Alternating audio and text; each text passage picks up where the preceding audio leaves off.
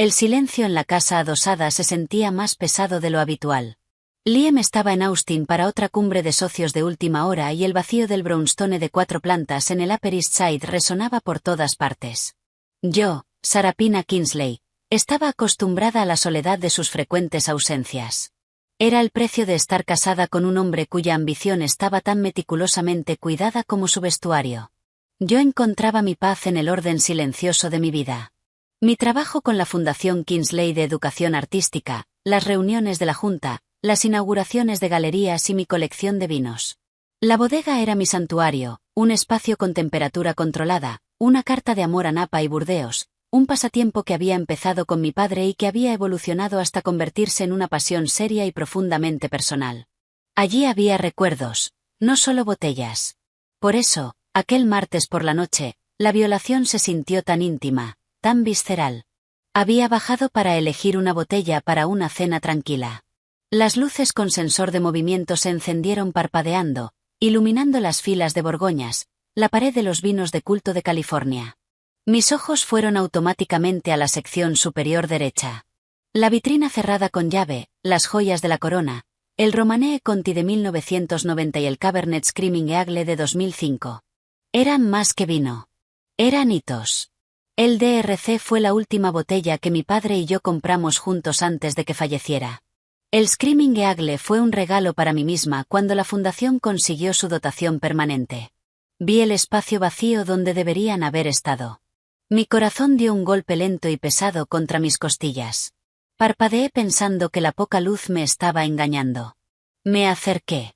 La cerradura estaba intacta, sofisticada, sin tocar, pero las 2 botellas detrás del cristal habían desaparecido. Un rectángulo limpio y tenue en la fina capa de polvo de la repisa marcaba el lugar donde habían estado. El pánico, frío y punzante, me atravesó. No por el dinero, aunque el valor combinado era obsceno. Era la violación, el robo de mi historia. Corrí escaleras arriba, mis tacones marcando un ritmo frenético sobre los suelos de piedra caliza, y fui directamente al panel de seguridad en la cocina. El registro de la alarma no mostraba ninguna intrusión. El sistema estaba armado todas las noches y desarmado por mí cada mañana.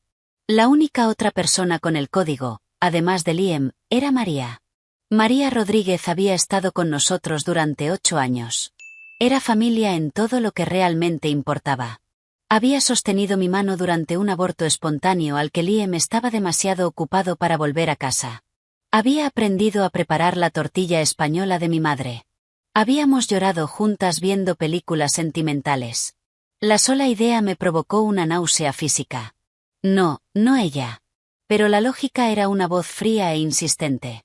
Era la única que estaba aquí.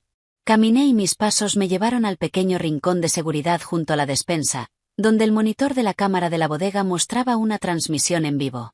Mis dedos torpes en el panel táctil mientras abría las grabaciones archivadas de las últimas 48 horas.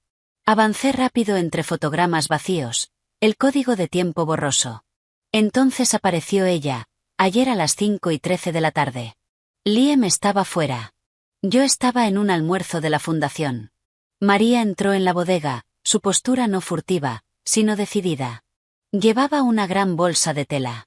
Fue directamente a la vitrina cerrada con llave. De su bolsillo sacó una llave. ¿Una llave? ¿Cómo?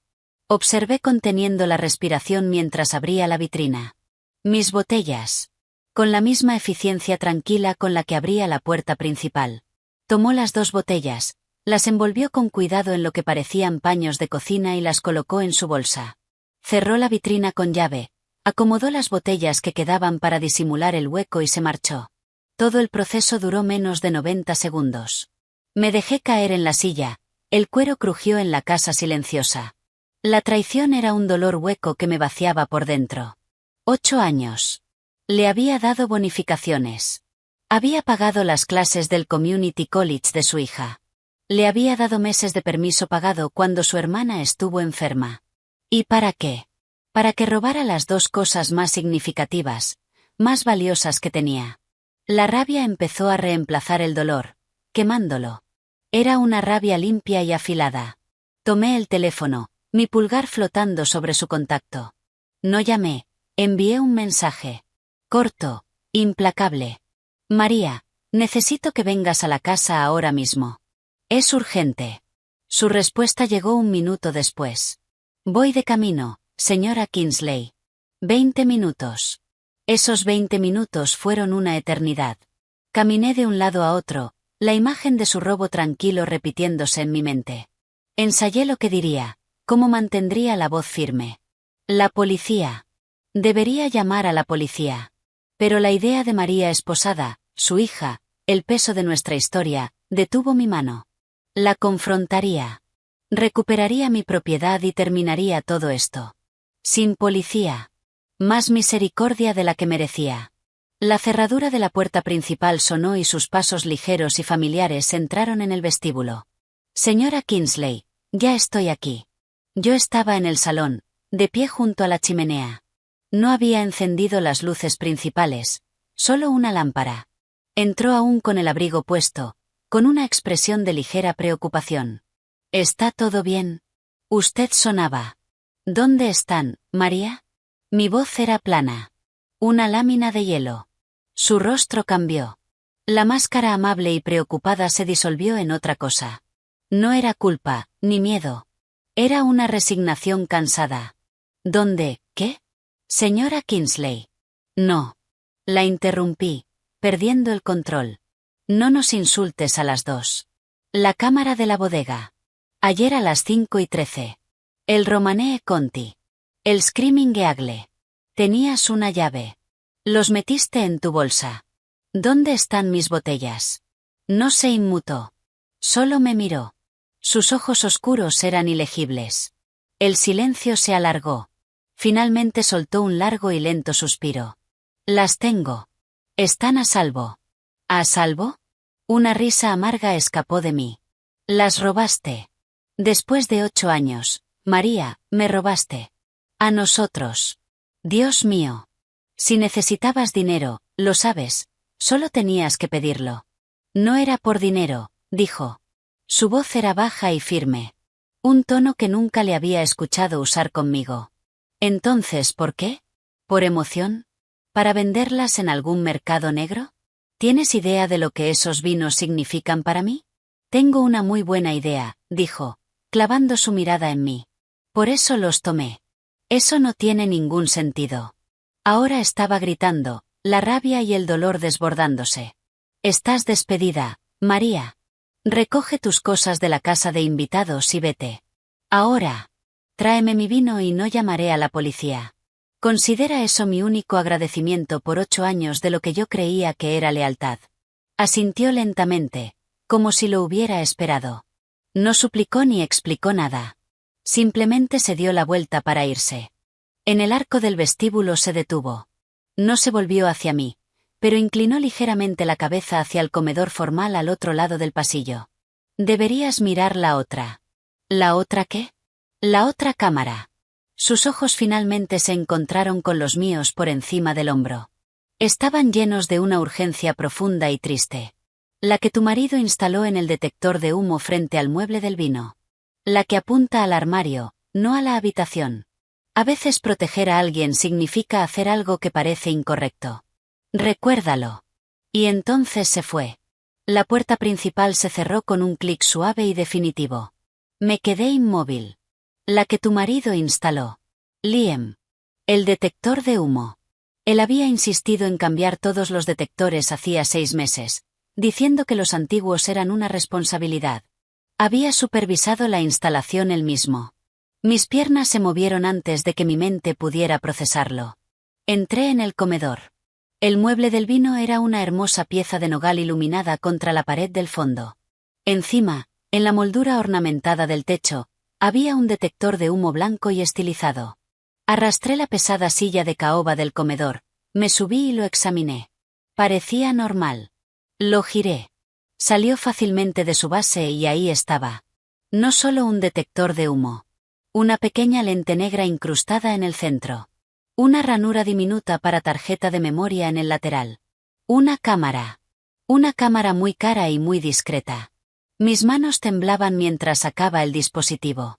Encontré el puerto micro USB casi invisible y lo conecté a mi portátil con un cable de un cajón. En la pantalla apareció una unidad. Contenía una serie de archivos de vídeo con fecha y hora. Hice clic en el más reciente, de hace 3 noches.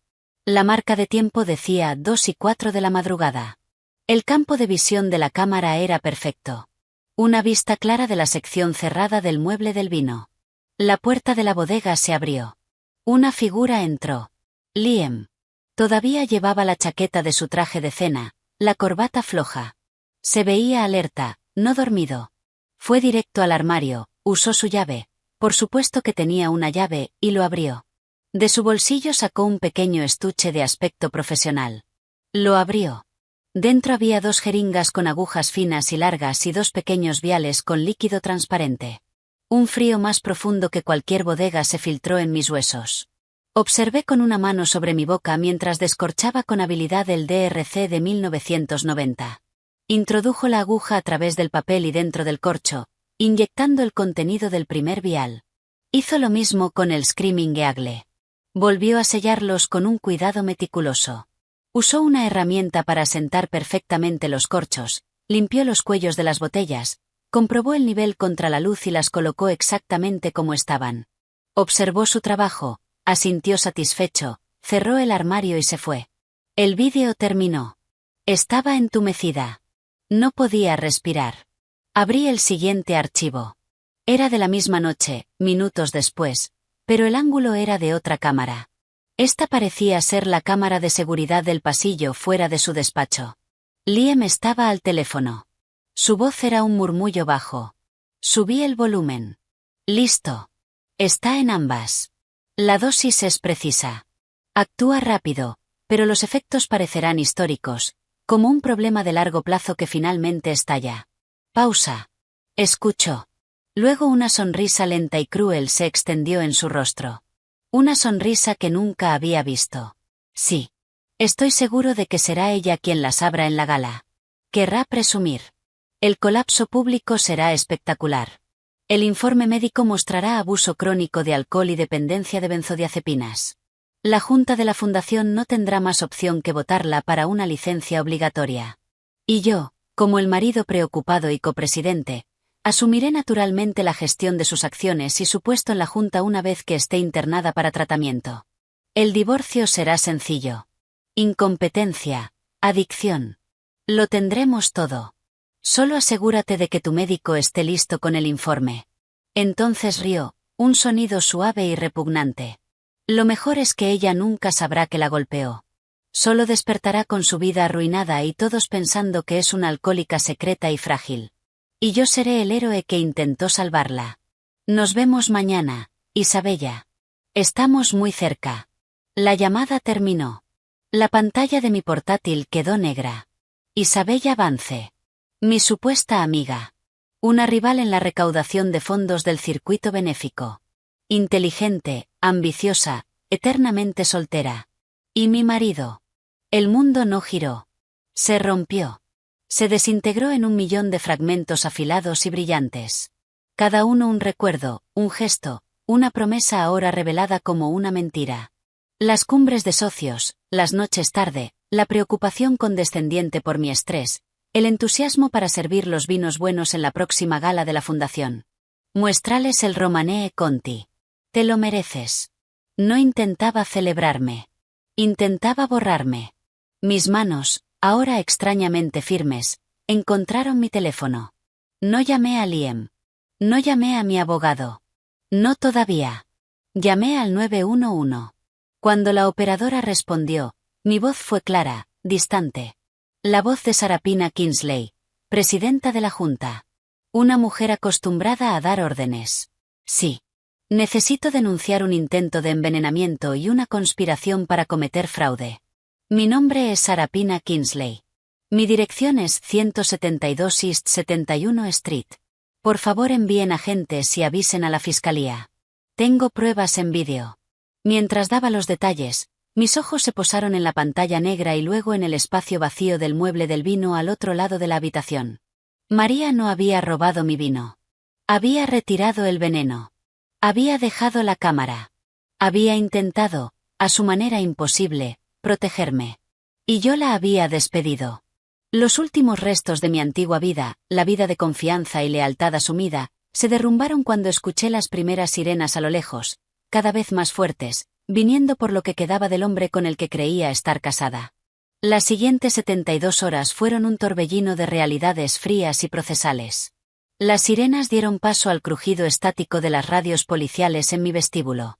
Primero 2 agentes uniformados, luego detectives, luego un equipo forense con trajes blancos desechables que parecían absurdos sobre la alfombra o buzón. Yo estaba sentada en el salón, entumecida, dando mi declaración a un detective de rostro amable y ojos cansados llamado Álvarez. El sospechoso es mi marido, Liam Kingsley, me oí decir con voz distante. Actualmente está en el Four Seasons de Austin, Texas. Las pruebas están en ese dispositivo y en mi servidor doméstico donde las grabaciones están respaldadas. Las cejas del detective Álvarez se elevaron ligeramente mientras revisaba el vídeo en una tableta. Su compañero, un hombre más joven llamado Russo, soltó un silbido bajo. Está inyectando algo. Muy bien. ¿Tiene idea de qué era, señora Kingsley? No, pero ustedes tienen las botellas. O María Rodríguez las tenía. Mi exadministradora de la casa. Se las llevó para evitar que yo las bebiera. Decirlo en voz alta lo hacía más real y más surrealista al mismo tiempo. Tendremos que hablar con ella y recuperar esa evidencia inmediatamente, dijo Álvarez. Usted dijo que la despidió. ¿Dónde estaría? Le di la dirección de María en Queens y su número de móvil. Mi mente corría por delante de la conversación. Liam. ¿Qué haría cuando la policía de Austin llamara a la puerta de su hotel? ¿Estaría con ella? Isabella. El nombre era un fragmento de vidrio en mi pecho. Mi teléfono vibró sobre la mesa entre nosotros. Liam llamando. Los detectives vieron la pantalla. Álvarez asintió. Conteste. Manténgalo normal. No le alerte. Respiré hondo y respondí, poniendo el altavoz. Liam. Hola. Su voz era relajada, con el encanto posterior a una reunión. Podía imaginarlo en una bata de hotel, un whisky del minibar en la mano. La imagen ahora me revolvía el estómago. Acabo de terminar. Día brutal. Estos tipos de Texas son salvajes. ¿Qué pasa por ahí? Recibí una notificación. La alarma fue desactivada con código policial. Claro que sí. La aplicación en su teléfono. Forcé ligereza en mi tono. Oh, no fue nada. Una falsa alarma. El detector de humo del comedor se volvió loco. Vinieron los bomberos. Reiniciaron el sistema. Todo bien. La mentira salió con suavidad, una habilidad que había aprendido en 100 negociaciones de sala de juntas. ¿Qué detector? Su voz se tensó, apenas un poco. El que está sobre el mueble del vino. Empezó a pitar como loco. Probablemente una telaraña o algo así. Ya está bien. Dejé que un poco de molestia entrara en mi voz. Solo una molestia. Pausa. Casi podía oírlo pensar. Recalculando. ¿Tuvieron que desmontarlo? Lo hizo el bombero. Lo revisó. Lo volvió a poner. ¿Por qué? Pregunté, queriendo oír su explicación. Por nada, solo que es un modelo nuevo. No debería fallar. Haré que la empresa venga cuando regrese. Su tono volvió a la normalidad, pero escuché la tensión debajo. ¿Todo lo demás está bien? Todo está bien, dije mirando a los detectives. ¿Cuándo vuelves? Mañana por la noche. Te enviaré los detalles del vuelo. Te quiero. Palabras que antes eran rutina ahora se sentían como un golpe físico. Yo también, logré decir antes de colgar. El detective Álvarez me miró con algo parecido al respeto. Bien. Eso nos da tiempo. Coordinaremos con la policía de Austin. Lo recogerán para interrogarlo basándose en las pruebas que enviaremos. También tendremos que interrogar a la señorita Vance. Se levantó. Vamos a enviar las botellas al laboratorio para un análisis inmediato. Necesitaremos que venga mañana a la comisaría para una declaración formal grabada y necesitaremos su plena cooperación, lo que incluye no contactar con el señor Kingsley ni con la señorita Vance. La tendrá, dije. El entumecimiento se estaba disipando, reemplazado por una claridad fría y enfocada. ¿Y María? No está en problemas, ¿verdad? Tomar evidencia de una posible escena del crimen es problemático, señora Kingsley, dijo Russo, pero dadas las circunstancias veremos qué dice el fiscal. Su cooperación será clave. Después de que se fueron, el pesado silencio volvió. Ahora cargado de amenaza. No podía quedarme en la casa. Cada habitación susurraba la traición de Liam. Hice una maleta, llamé al Carlyle y reservé una suite con mi apellido de soltera, Sarapina Thorne. Cuando me iba, mi teléfono sonó otra vez. No era Liam.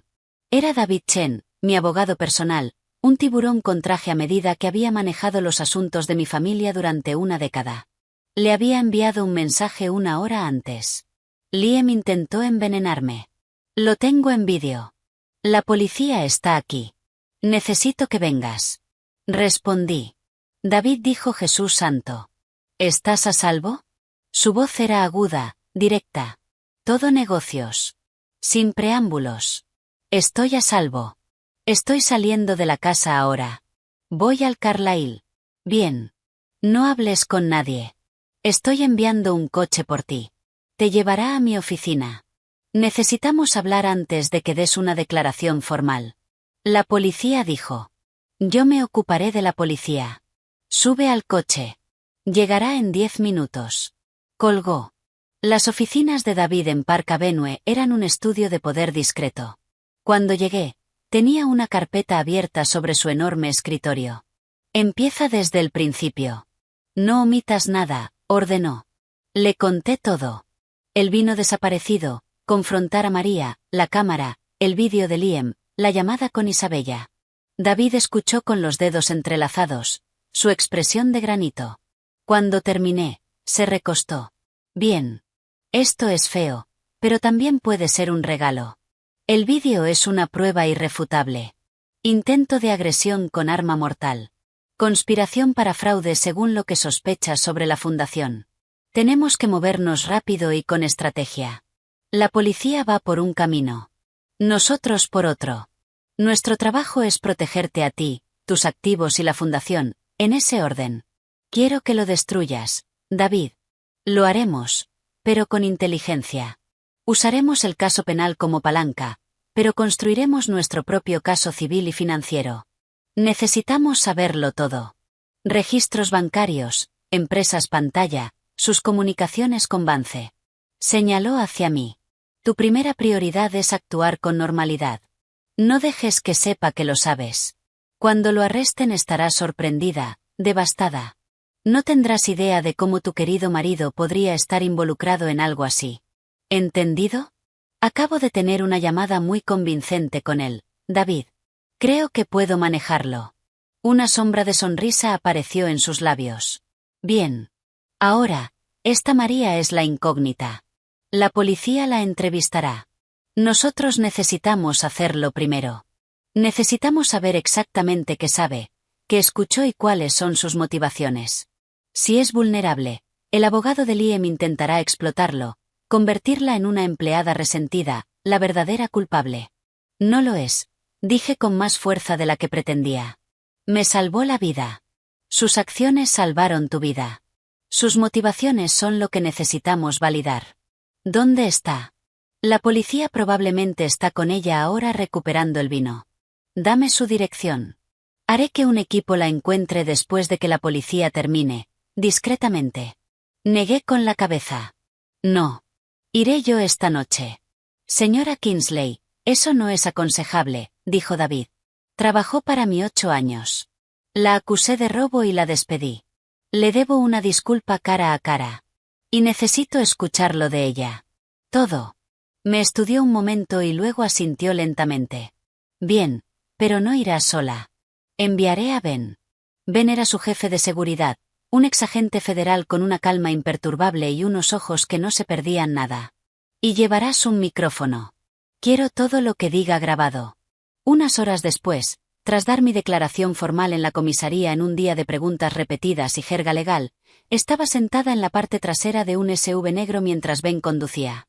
El micrófono era un pequeño disco frío contra mi piel. El apartamento de María estaba en Astoria, un edificio de ladrillo modesto pero limpio. El anochecer caía. Ben me miró por el retrovisor. Estaré en el vestíbulo, señora Kingsley. Tómese su tiempo. Llamé a la puerta del 3B. Se abrió un poco, luego más. María estaba allí, con vaqueros y un suéter sencillo. Parecía mayor, cansada, pero sus ojos estaban claros. No se sorprendió de verme. Señora Kingsley, dijo suavemente apartándose para dejarme entrar. El apartamento era pequeño, cálido, lleno de fotos familiares y olor a frijoles cocinándose. Una joven, idéntica a María a esa edad, levantó la vista desde el sofá con los ojos abiertos. Mamá. Está bien, Elena. Ve a tu habitación. Elena, esta es mi antigua empleadora. Elena se retiró mirando hacia atrás con preocupación. María me llevó a una pequeña mesa de cocina. ¿Quiere café? No, gracias. Me quedé de pie, incómoda. María, yo, vi el vídeo. Llamé a la policía. Liam ha sido arrestado en Austin. Isabella Vance está siendo interrogada. Ella simplemente asintió como si lo hubiera esperado. Me alegro. ¿Y el vino? La policía se lo llevó. Está en el laboratorio forense. Encontrarán lo que él puso dentro.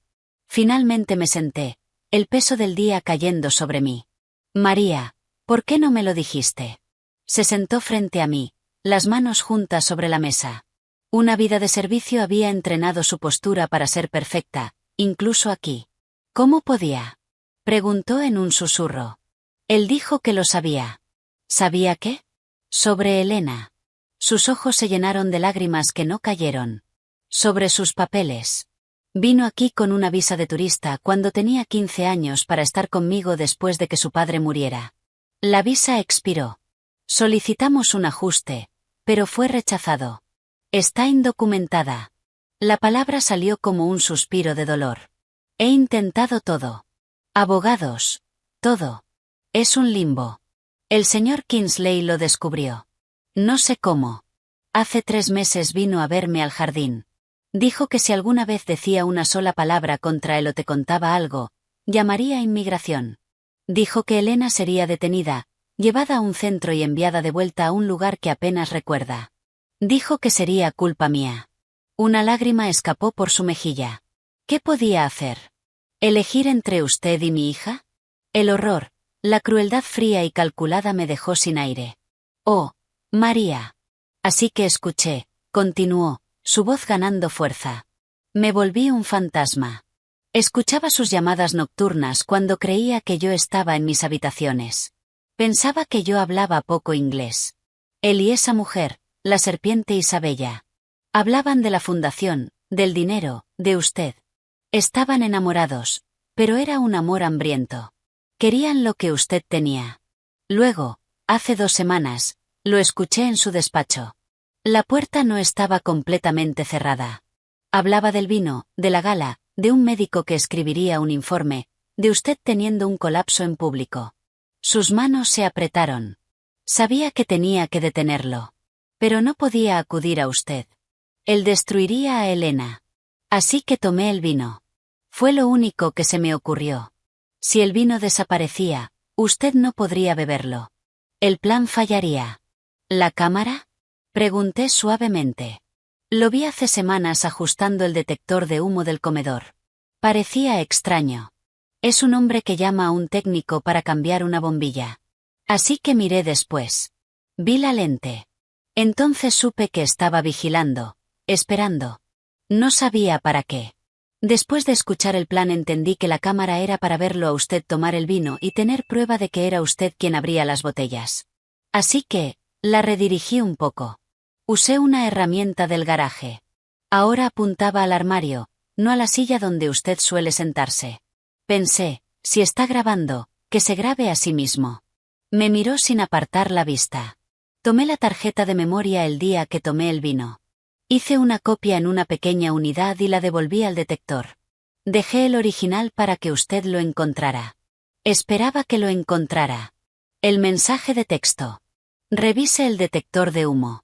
Temía que no mirara, o que mirara y él hubiera encontrado la forma de borrarlo. Tenía que asegurarme.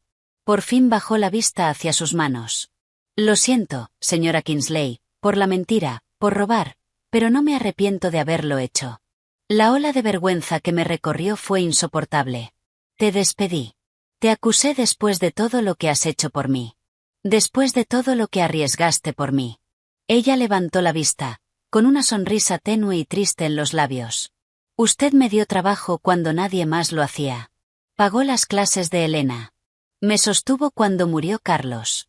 Usted no es solo mi jefa. Usted es familia. A veces, por la familia, haces cosas difíciles, cosas que parecen mal. Crucé la mesa y tomé sus manos, endurecidas por el trabajo, entre las mías. Tú eres mi familia, María, y lo siento muchísimo. ¿Me dejarás arreglar esto? ¿Me ayudarás? ¿Ayudarla cómo? La policía lo tiene. La policía lo tiene por el veneno. Yo quiero todo lo demás. Quiero recuperar la fundación. Quiero arruinarlo. A él y a ella. Necesito saber todo lo que escuchaste. Cada nombre, cada fecha, cada cifra. ¿Volverás? No como administradora de la casa. Conseguiré el mejor abogado de inmigración del país para Elena. La protegeré con todo lo que tengo. Te lo prometo. Ella me examinó el rostro durante un largo instante. Luego apretó mis manos. ¿Qué necesita que haga? Me incliné hacia adelante. El plan que David y yo habíamos empezado a formular tomaba una forma firme. Primero, necesito que hables con mi abogado. Que le cuentes todo oficialmente. Después, necesito que hagas algo muy difícil. Necesito que llames a Liam. Sus ojos se abrieron de par en par. ¿Llamarlo? Lo han arrestado. Saldrá bajo fianza mañana. Estará desesperado, confundido. Querrá saber qué ha pasado. Necesito que lo llames. Discúlpate. Dile que tomaste el vino porque estabas enfadada conmigo, que necesitabas dinero para Elena. Dile que viste a la policía en la casa y te asustaste, y que le devolverás el vino si te ayuda. Haz que admita que sabía lo del veneno. La gente de mi abogado lo grabará todo. ¿Quiere que le tienda una trampa? Quiero que me ayudes a asegurarme de que nunca vuelva a hacernos daño ni a nosotras ni a nadie. ¿Lo harás? María guardó silencio. En la otra habitación se oía de fondo un informativo en español. Estaba sopesando el riesgo, el miedo, frente a 8 años de lealtad y una nueva esperanza para su hija. Miró hacia la puerta cerrada del dormitorio donde estaba Elena y luego volvió a mirarme. El miedo en sus ojos fue sustituido lentamente por un brillo duro y decidido que solo le había visto cuando defendía a los suyos. Sí, dijo, la palabra firme y clara. Lo haré por usted y por Elena. Gracias, susurré, y la palabra resultó totalmente insuficiente. Los cimientos de mi vida eran cenizas. Pero en aquella pequeña y cálida cocina nació una nueva alianza, no entre jefa y empleada, sino entre dos mujeres perjudicadas por el mismo depredador. La partida había comenzado y Liam no tenía ni idea de que el peón al que había amenazado acababa de convertirse en reina. La suite del Carlyle era una jaula dorada. Durante 3 días interpreté mi papel. Me moví por los gestos de mi vida, correos de la fundación, resúmenes de llamadas de la junta, menús de almuerzos benéficos, con una eficiencia robótica que no dejaba espacio para sentir. Sentir era un lujo que no podía permitirme. Si me detenía siquiera un segundo, la imagen de la aguja atravesando el corcho aparecía detrás de mis ojos, y el vacío frío e inmenso de la traición de Liam me engullía entera. Así que trabajé. El investigador privado de David Chen, un exagente federal taciturno llamado Mike Vargas, era mi fantasma dentro de la máquina. Mientras yo fingía, él escarbaba. Sus informes preliminares, entregados en correos breves con viñetas a un servidor seguro, eran una disección metódica de la vida que yo creía tener. Asunto, hallazgos preliminares, finanzas de Liam Kingsley. Múltiples transferencias irregulares de gran cuantía desde la cuenta de ahorro conjunta terminada en 4481 hacia una sociedad limitada registrada en Delaware. Meridian Holdings. En apariencia, consultoría de inversiones. Meridian Holdings muestra transferencias salientes correspondientes hacia una cuenta en las Islas Caimán a nombre de Isabella Vance, probablemente ocultado o alterado deliberadamente. Cruce con los libros de la Fundación. 2 pagos excesivos a un contratista de iluminación, Apex Illumination, por un total de $285.000, fueron autorizados mediante firma digital. La firma coincide con la de S. Kingsley archivada, pero las marcas de tiempo coinciden con su asistencia confirmada a la gala de la Metropolitan Opera el 12 de noviembre y a Art Basel Miami el 3 de diciembre. Imposible que usted hubiera firmado. Análisis forense digital pendiente. Póliza de seguro de vida contratada hace 18 meses. Usted es la asegurada principal. Beneficiaria Isabella M. Vance. Valor nominal $15 millones. La póliza incluye una cláusula de incontestabilidad en caso de muerte accidental. Liam Kingsley figura como titular de la póliza.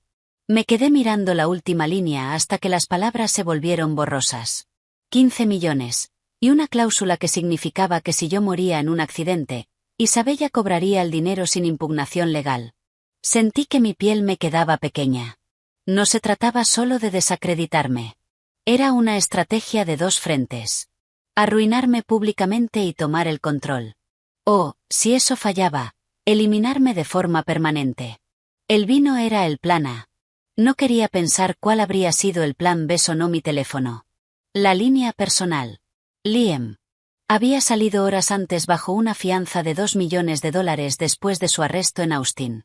Su abogado, un pitbull famoso por su ferocidad llamado Arthur Bigham, había construido una historia magistral sobre un terrible malentendido y problemas matrimoniales explotados por una empleada resentida. El juez, citando la falta de antecedentes de Liam y sus vínculos con la comunidad, fijó la fianza con la condición de que entregara el pasaporte y no tuviera contacto conmigo. La orden de alejamiento era lo único que mantenía mi actuación en pie. Dejé que sonara 3 veces, estabilizando mi respiración. Liam, dije con una voz cuidadosamente quebradiza, una mezcla de confusión y dolor. Tu abogado dijo que no se suponía que debías hablar conmigo. La policía dijo. Cariño, escúchame, dijo él con una voz baja y urgente. El tono dulce que usaba cuando cerraba un trato que sabía que era turbio. Esto es una pesadilla, una completa invención. Esa mujer, María, me está tendiendo una trampa. Debió de poner esa cámara. Lleva años robándonos. La policía tiene el vino. Liam, lo están analizando. Dijeron que había algo dentro. Dejé entrar un temblor en mi voz. Un segundo de silencio. Casi podía oírlo recalcular. Están mintiendo. O ella manipuló el vino después de robarlo para cubrir sus huellas. Piénsalo. S.A. ¿Por qué iba a hacer yo algo así? Te quiero. Tenemos una vida. Esto es una locura. Me enseñaron un vídeo, Liam, de la cámara que tú instalaste. Parecía que eras tú. Planté una semilla de duda, apenas la justa. De Fake, soltó la palabra con desesperada seguridad. O un doble. Esto es más grande de lo que imaginas. Isabella. Hace semanas mencionó que María estaba preguntando por mucho dinero. Algo sobre su hija. Creo que quizá Isabella esté involucrada de alguna manera, intentando sabotear la fundación, separarnos. Puede que estén trabajando juntas. El descaro me dejó sin aire. Ya estaba preparando el terreno para culpar a Isabella como CEO conspiradora de María o incluso como la mente maestra. La estaba abandonando. Sentí el estómago revuelto. Ya no sé qué creer, susurré, preparando el terreno para mi siguiente movimiento. Todo es un desastre. La fundación, la junta está llamando. Los periodistas están en la puerta. Estoy en el Carlyle. No puedo estar en esa casa. Bien. Eso es bueno. Quédate ahí. A salvo. Se notó alivio en su tono. Creía que me lo estaba creyendo. Déjame manejar esto. Mi abogado es el mejor. Todo se va a arreglar. Solo confía en mí, S.A. Por favor, no hables con la prensa. No le digas nada a nadie. Esto es una guerra legal y tenemos que presentar un frente unido. Nosotros. La palabra fue un dardo envenenado. Solo necesito tiempo para pensar. Liam. Claro. Cariño. Claro. Arreglaré esto. Te quiero. Colgué sin responder lo mismo, apretando el teléfono contra mi pecho como si así pudiera frenar el corazón desbocado. La actuación era agotadora. 1 minuto después vibró mi línea segura. David. Picó el anzuelo, dije con voz plana. Bien. Vargas tiene más. ¿Puedes bajar y traer a tu nueva aliada? Es hora de que todos estemos en la misma página. Una hora después, María y yo estábamos sentadas en la sala de conferencias moderna y sobria de David. Mike Vargas, un hombre compacto, de porte militar y ojos que no se perdían nada, estaba de pie frente a un gran monitor. María parecía nerviosa, pero resuelta, con las manos entrelazadas con fuerza en el regazo. Yo había cumplido mi promesa. Elena estaba en ese mismo momento reunida con la mejor abogada de inmigración de Nueva York, amiga de David, pagada por mí. Bien, empezó Vargas con voz sin inflexión. Hemos acelerado la contabilidad forense. Los pagos excesivos a Apex y Lomenaschen eran solo el principio. Pulsó un mando. La pantalla se llenó de extractos bancarios, transferencias y documentos de constitución. El rastro del dinero va desde la fundación hasta empresas pantalla y, finalmente, a cuentas controladas por Liam Kingsley e Isabella Vance. Desvío total en los últimos 18 meses. Poco menos de $2 millones. Sentí que la sangre abandonaba mi rostro. 2 millones. Fue progresivo. Facturación creativa, consultores ficticios, gastos inflados de la gala anual. Es de manual. Cambió la diapositiva. Apareció una serie de documentos fotografiados. Contratos de préstamo. También pidió 3 líneas de crédito personales contra sus bienes compartidos usando firmas falsificadas. Responsabilidad total, otro $1,5 millones. Los préstamos se solicitaron pocos días después de que se activara la póliza de seguro de vida. Colateral, dijo David en voz baja desde la cabecera de la mesa. Estaba apalancando tu muerte, Sa, antes siquiera de que ocurriera. El pago del seguro cubriría los préstamos y dejaría un beneficio limpio. La habitación me dio vueltas por un segundo. María se inclinó y puso su mano firme sobre mi brazo. Desgraciado, murmuró. Hay más, continuó Vargas con expresión sombría. La firma digital de las transferencias de la fundación. Nuestro técnico lo confirmó.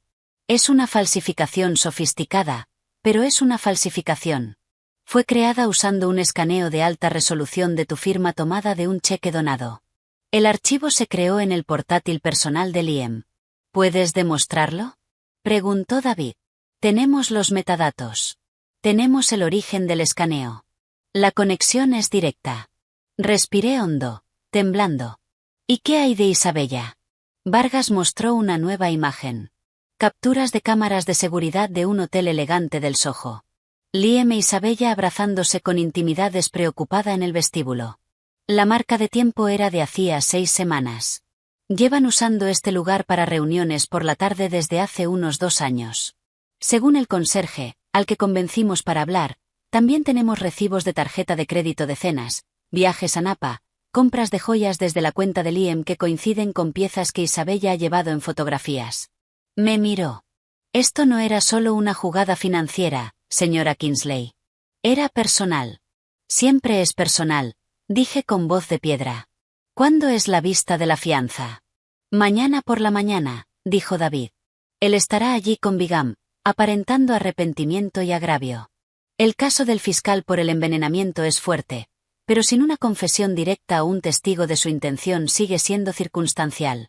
Los delitos financieros son sólidos, pero son aparte.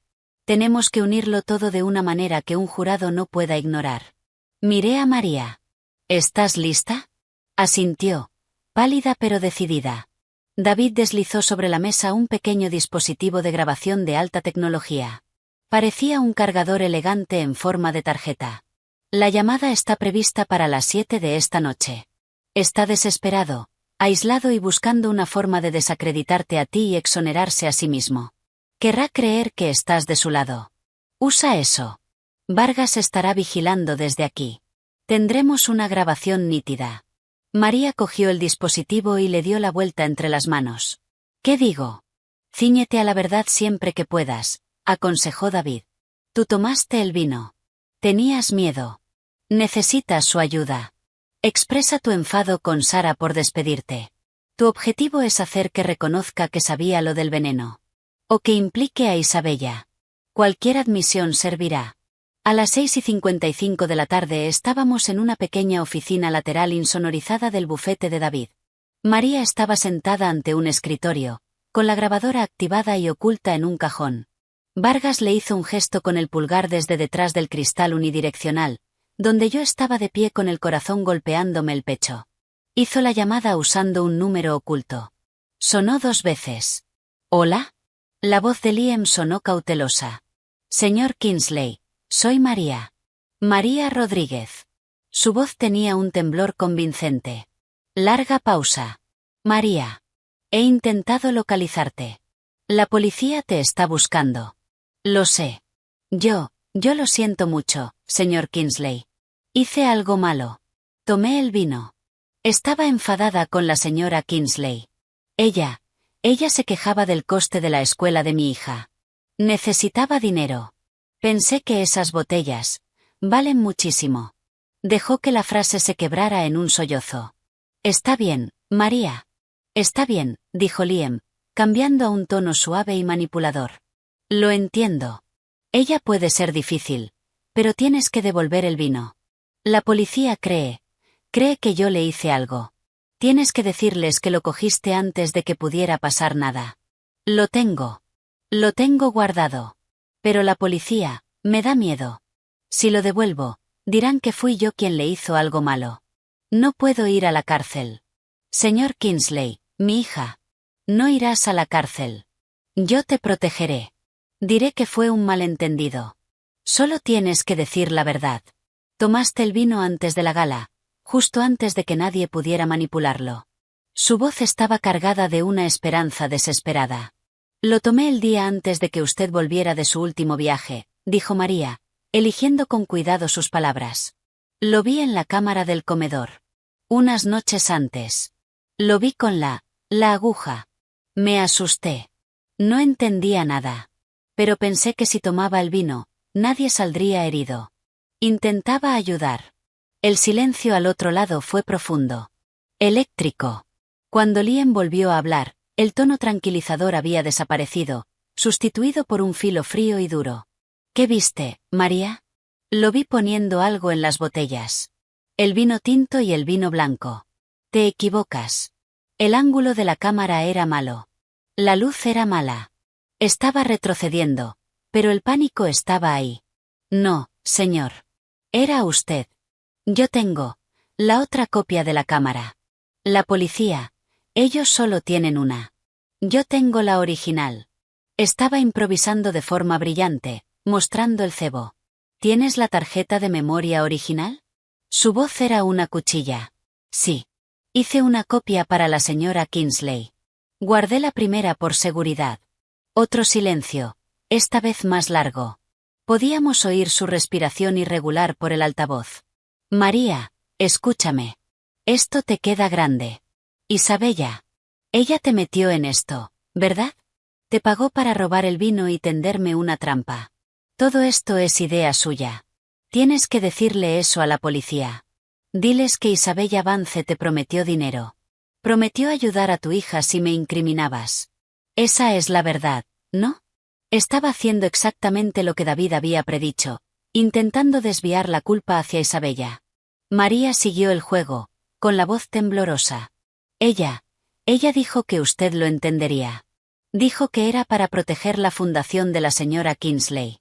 Dijo que la medicina en el vino solo era para hacerla dormir, para montar una escena. Nada grave. Sí. Vargas apretó el puño a su lado.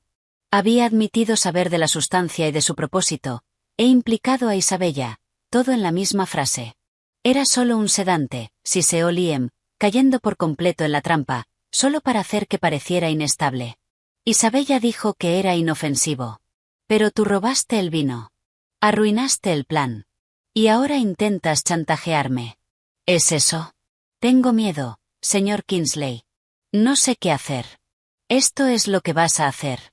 Me darás esa tarjeta de memoria original. Le dirás a la policía que Isabella te contrató. Dirás que ella te dio la sustancia para inyectarla, pero te asustaste y solo te llevaste las botellas. Haz eso y me aseguraré de que tú y tu hija quedéis protegidas. Te daré $50,000 en efectivo y haré desaparecer sus problemas con inmigración. ¿Entiendes? ¿50,000? Sí, pero solo si consigo esa tarjeta y cuentas exactamente la historia que te acabo de dar. Isabella es la villana, no yo. Los dos fuimos sus marionetas. ¿Tenemos un trato? María miró hacia el espejo unidireccional con los ojos muy abiertos. Yo asentí con fuerza. Sí, señor Kingsley, tenemos un trato. Bien. No vuelvas a llamar a este número. Yo me pondré en contacto contigo con instrucciones. La línea se cortó. La sala entera soltó el aire de golpe. Vargas sonrió, una sonrisa afilada y depredadora. Lo tenemos. Conspiración, inducción a falso testimonio, manipulación de testigos y una admisión sobre el sedante. Es precioso. María se cubrió la cara con las manos, temblando. Yo entré corriendo en la sala y la abracé. Has estado increíble. Él tirará por la borda a cualquiera que deje de serle útil, dije, sintiendo como la última parte de mis sentimientos por el hombre con el que me casé se convertía en ceniza. Miré a David. ¿Y ahora qué? Ahora, dijo David, con los ojos brillando de fervor legal, usamos esto. Vamos a ver a los dos miembros de la Junta en los que más confías. Les enseñamos las finanzas. Les ponemos esta grabación. Necesitamos a la Junta de nuestro lado antes de la gala. Liam e Isabella todavía podrían intentar forzar una votación de emergencia para asumir el control basándose en el escándalo. Les cortamos las vías de escape. Asentí. El plan se estaba solidificando en una acción fría y dura. La telaraña de mentiras ya era completamente visible. Cada hilo pegajoso brillando con su codicia y la maldad de ella. Y nosotras ya no éramos moscas atrapadas en ella. Éramos las arañas. Y había llegado la hora de empezar a derribarlo. La gala benéfica anual de la Fundación Kingsley de Educación Artística era el acontecimiento social de la temporada, un monumento reluciente a la riqueza fingiendo tener conciencia. El gran salón del plaza era un mar de smoking y alta costura. El aire estaba cargado con el olor del dinero, de las gardenias y de la ambición. Un cuarteto de cuerda interpretaba algo elegantemente inofensivo. Los camareros circulaban con copas de champán que costaban más que la compra semanal de María. Yo estaba cerca de la entrada, con una sonrisa congelada en el rostro, recibiendo una procesión de besos al aire y condolencias vacías. Sarapina, querida, estás radiante. ¡Qué fortaleza! Pensando en ti, S.A. Qué terrible malentendido con Liam. La fundación está en nuestras oraciones. Sabemos que llevarás el timón. La noticia del arresto de Liam por intento de agresión había sido una filtración cuidadosamente gestionada. El equipo de relaciones públicas de David la había presentado como un asunto personal complejo, subrayando mi plena cooperación con las autoridades y mi firme enfoque en la misión de la fundación. La línea oficial era que Liam se estaba tomando un tiempo para afrontar las acusaciones, y que yo estaba destrozada, pero resuelta. El consenso no dicho en la sala era una mezcla de curiosidad morbosa y cálculo depredador. Yo era o una víctima trágica o una reina a punto de caer, y cada persona allí trataba de averiguar cuál de las dos. Mi vestido era una columna de plata líquida, una armadura disfrazada de vestido. Mis joyas eran sencillas, diamantes heredados que habían pertenecido a mi abuela. Parecía en todo una aristócrata benévola. Por dentro era un cable vivo, vibrando con una furia fría y enfocada. David se movía entre la multitud como un tiburón elegante, estrechando manos e intercambiando palabras discretas con miembros clave de la Junta. Mike Vargas estaba apostado cerca de la entrada de servicio, haciéndose pasar por seguridad, con un auricular discretamente enroscado. Y María estaba en la cocina, reinstalada como mi asistente personal por esa noche para supervisar el servicio del vino. Llevaba un vestido negro sencillo, con un pequeño micrófono pegado al esternón bajo la tela. Su rostro era una máscara de calma profesional, pero sus ojos, cada vez que se cruzaban con los míos, eran pedernal. El plan era un número de funambulismo. Liam, en libertad bajo fianza y acompañado por Arthur Bigham, presidía el otro lado de la sala. Parecía demacrado, atractivo de una forma devastada, interpretando hasta el final el papel de marido agraviado. Captó mi mirada al otro lado de la multitud y negó ligeramente con la cabeza, triste, como diciendo, mira a lo que me has obligado. Me giré, sin que mi sonrisa se moviera. La primera parte de la noche fueron los discursos. El presidente de la Junta, una eminencia canosa llamada Walter Pierce, dio una charla insípida e inspiradora sobre cómo el arte cambia vidas. Después fue mi turno. Cuando caminé hacia el atril, El murmullo de la sala se apagó hasta convertirse en un silencio respetuoso. Cientos de ojos se fijaron en mí. Vi a Isabella Vance cerca del frente, deslumbrante de rojo carmesí. Una sonrisa comprensiva pegada al rostro. La víbora en el jardín. Gracias, Walter, empecé con voz clara, amplificada por toda la sala. Y gracias a todos por estar aquí esta noche. Su apoyo es el alma de la fundación, especialmente en tiempos turbulentos. Hice una pausa, dejando que lo no dicho flotara en el aire. Esta noche se trata de celebrar el poder transformador del arte. Se trata de los niños de nuestros programas, que encuentran su voz, su confianza, su futuro a través de un pincel, un violín, un guión. No se trata de las personas que estamos en esta sala. Se trata del potencial que ayudamos a liberar. Aplausos educados. Vi a Liam moverse con impaciencia. El guión, tal como él lo conocía, exigía que yo anunciara la subasta en vivo y luego, en un gesto de generosidad personal, donara algo realmente especial de mi colección privada para inaugurarla. Ese algo iba a ser el Romanée Conti de 1990, el vino que él había envenenado, el vino que María había robado, el vino que ahora descansaba en un depósito de pruebas de la policía de Nueva York. Hice un gesto hacia un camarero. Y con ese espíritu, y para comenzar nuestra subasta por todo lo alto, me gustaría proponer un brindis. El camarero se acercó con una bandeja de plata que sostenía una sola copa de cristal llena de un líquido rojo profundo. Un murmullo recorrió la sala. Aquello no estaba en el programa. La cabeza de Liam se alzó de golpe, sus ojos entrecerrándose. Isabella se inclinó un poco hacia adelante. Tomé la copa y la levanté. Por el futuro, por la verdad y por los aliados inesperados que nos ayudan a encontrarla. Tomé un sorbo lento y deliberado. El líquido era, en realidad, una mezcla elaborada con precisión de zumo de granada y vino sin alcohol. Diseñada por María para imitar el aspecto de un cabernet añejo. Sabía a caramelo ácido, pero lo tragué como si fuera la mejor cosecha. Dejé la copa. Y ahora, la subasta. No llegué a terminar. Dejé que mi mano se llevara a la sien. Parpadeé despacio, como si las luces fueran demasiado fuertes. Di un leve traspié, agarrándome al borde del atril. Vi transformarse el rostro de Liam. La tristeza estudiada desapareció. Fue sustituida por una intensidad feroz y triunfante. Ahora sus ojos parecían gritar, «¿Está ocurriendo?» «Sara, querida, ¿te encuentras bien?», preguntó Walter Pierce, con la voz cargada de preocupación. Estoy bien», dije. Pero arrastré la palabra apenas un poco. Me aferré con más fuerza al atril. Solo un poco mareada, la emoción. Creo que Liam ya se estaba moviendo. Atravesó la multitud con una urgencia repentina. «Déjenme pasar. Es mi esposa». Subió los escalones del estrado con un rostro que era una obra maestra de ansiedad conyugal. Me sujetó del codo con firmeza. Cariño, está bien. Yo te tengo». Habló lo bastante alto como para que lo oyeran las primeras filas. Luego, más bajo, solo para mi oído, en un susurro venenoso. «Justo a tiempo, cariño. Hora de que descanses». Se volvió hacia la sala, rodeándome con un brazo, sosteniéndome mientras yo me apoyaba en él fingiendo debilidad. «Todos, por favor, mantengan la calma. Mi esposa ha estado sometida a una presión increíble. Su condición ha sido una lucha privada». Cargó la palabra condición con un peso devastador. «He intentado conseguirle ayuda. Ha llegado el momento de que la acepte».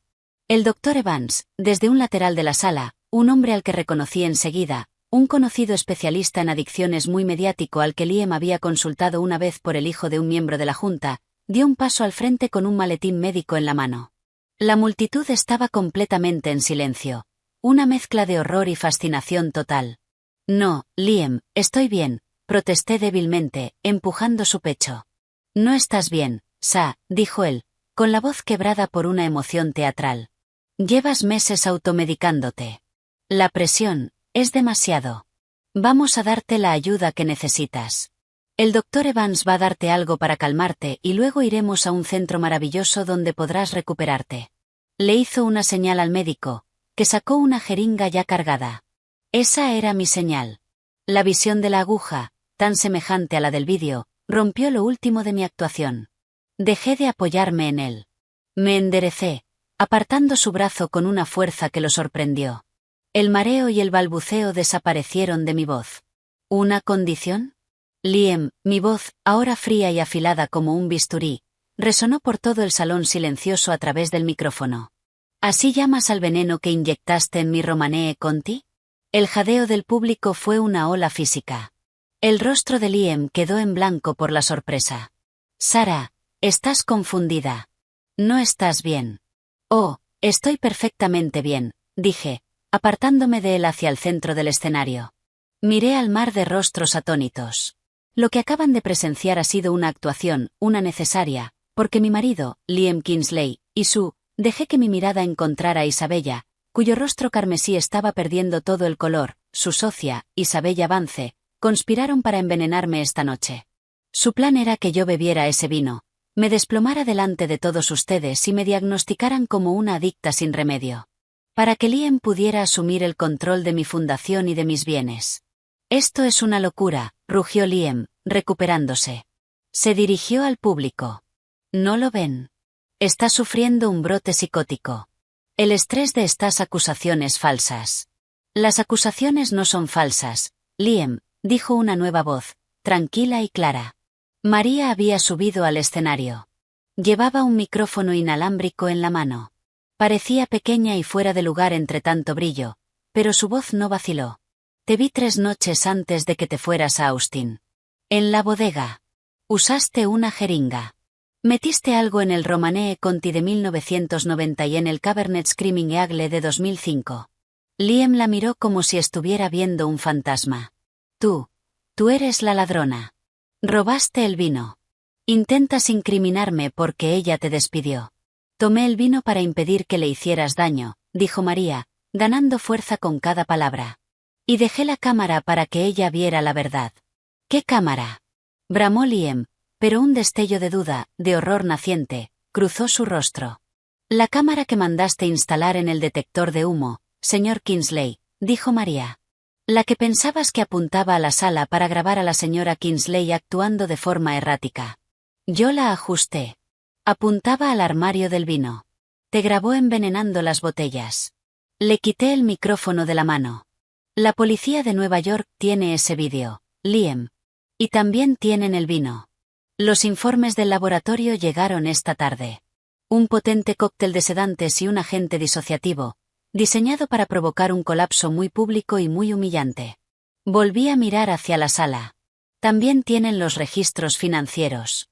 Registros que muestran que Liam e Isabella han malversado casi $2 millones de esta misma fundación. Y tienen una llamada grabada.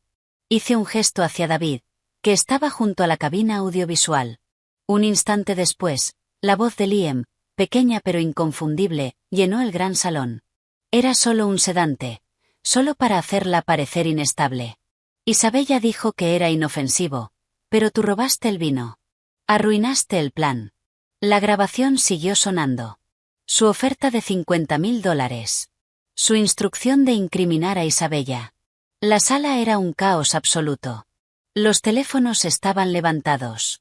Los periodistas que habían ido a cubrir un evento de sociedad ahora corrían detrás de una historia mucho mayor. El rostro de Liam era una máscara grotesca de rabia y terror. Se lanzó hacia mí, no para atacarme, sino para intentar arrancarme el micrófono. Está mintiendo. Todo está editado. Están compinchadas. En ese momento se abrieron las puertas principales del salón. El detective Álvarez y Russo entraron, acompañados por 2 agentes uniformados. Fueron directos hacia el escenario.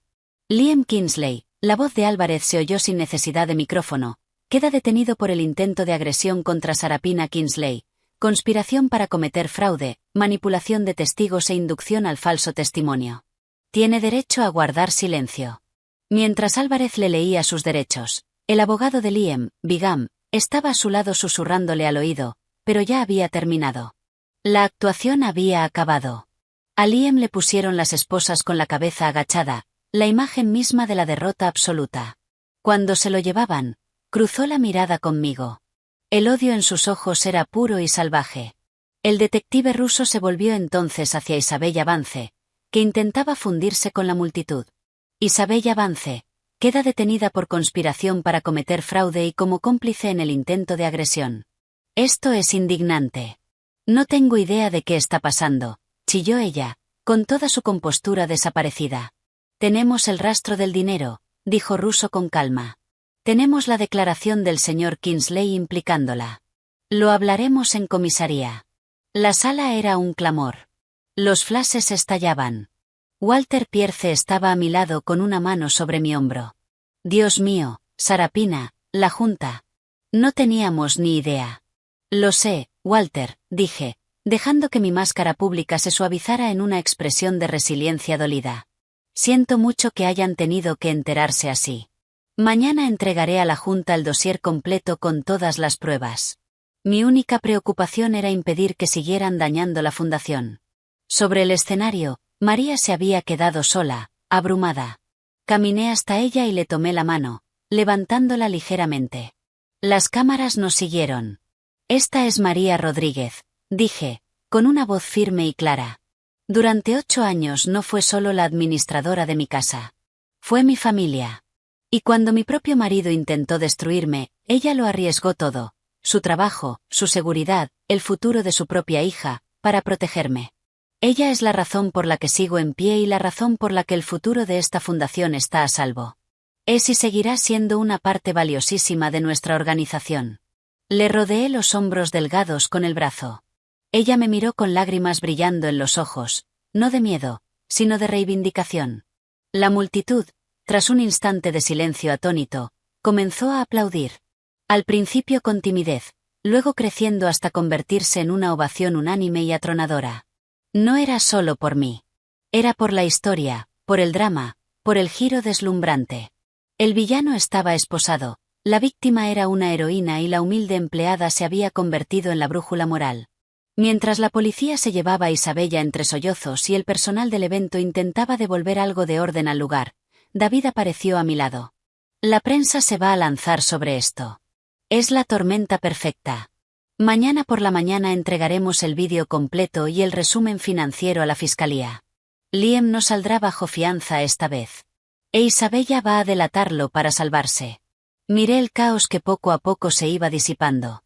La gala había quedado arruinada, por supuesto. Pero la fundación y mi vida se habían salvado. La trampa había funcionado y los depredadores habían caído.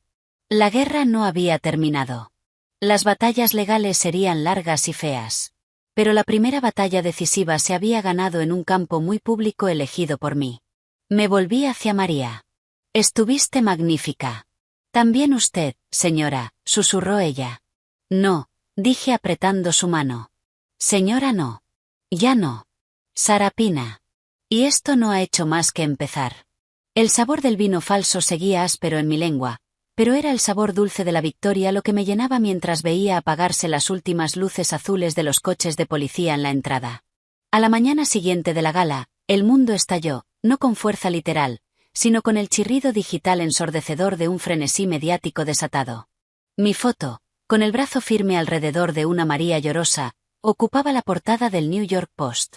Champán envenenado, la reina de la sociedad atrapa a su marido en una operación trampa. El Daily News, brindis de ciudad, heredera da la vuelta a la jugada contra su letal esposo. Y, de forma más contenida, The New York Times, la filántropa Sarapina Kingsley denuncia una conspiración conyugal en una gala benéfica. El equipo de David estaba preparado. A las 6 de la mañana, un dossier cuidadosamente elaborado, que contenía el vídeo de Liam inyectando las botellas, el informe forense confirmando el cóctel de drogas, la grabación de audio en la que intentaba sobornar a María y un resumen de las pruebas de malversación, fue entregado de manera simultánea a la fiscalía, al juez del caso y a un grupo selecto de periodistas especializados en finanzas y sucesos. Controlamos el relato con precisión quirúrgica. Yo era la superviviente valiente. Liam e Isabella, unos sociópatas codiciosos y monstruosos. María, la heroína inmigrante que había denunciado todo. La historia era demasiado escandalosa, demasiado perfecta como para poder resistirse a ella. Mi teléfono, configurado para aceptar llamadas solo de una docena de contactos, seguía vibrando sin parar con mensajes y correos. Los ignoré.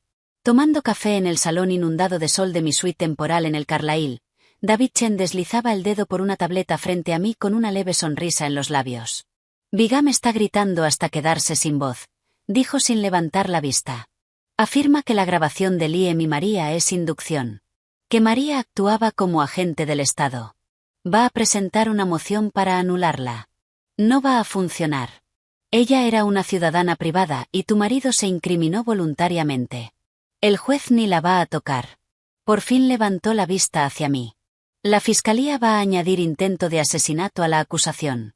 La combinación de drogas y la cantidad que usó podría haberte inducido un coma o un paro respiratorio, sobre todo si hubieras bebido una copa entera. También van con todo en los delitos financieros, gran hurto, fraude electrónico, falsificación. Isabella está cantando como un canario en un intento desesperado de conseguir un acuerdo. Está implicando a Liam en todo, pintándose a sí misma como una amante manipulada. ¿Va a conseguir un acuerdo? Pregunté con voz plana. La fiscalía no está por la labor. Sus huellas están por todo el dinero. Es tan culpable como él, pero su testimonio va a clavar el ataúd de Liam.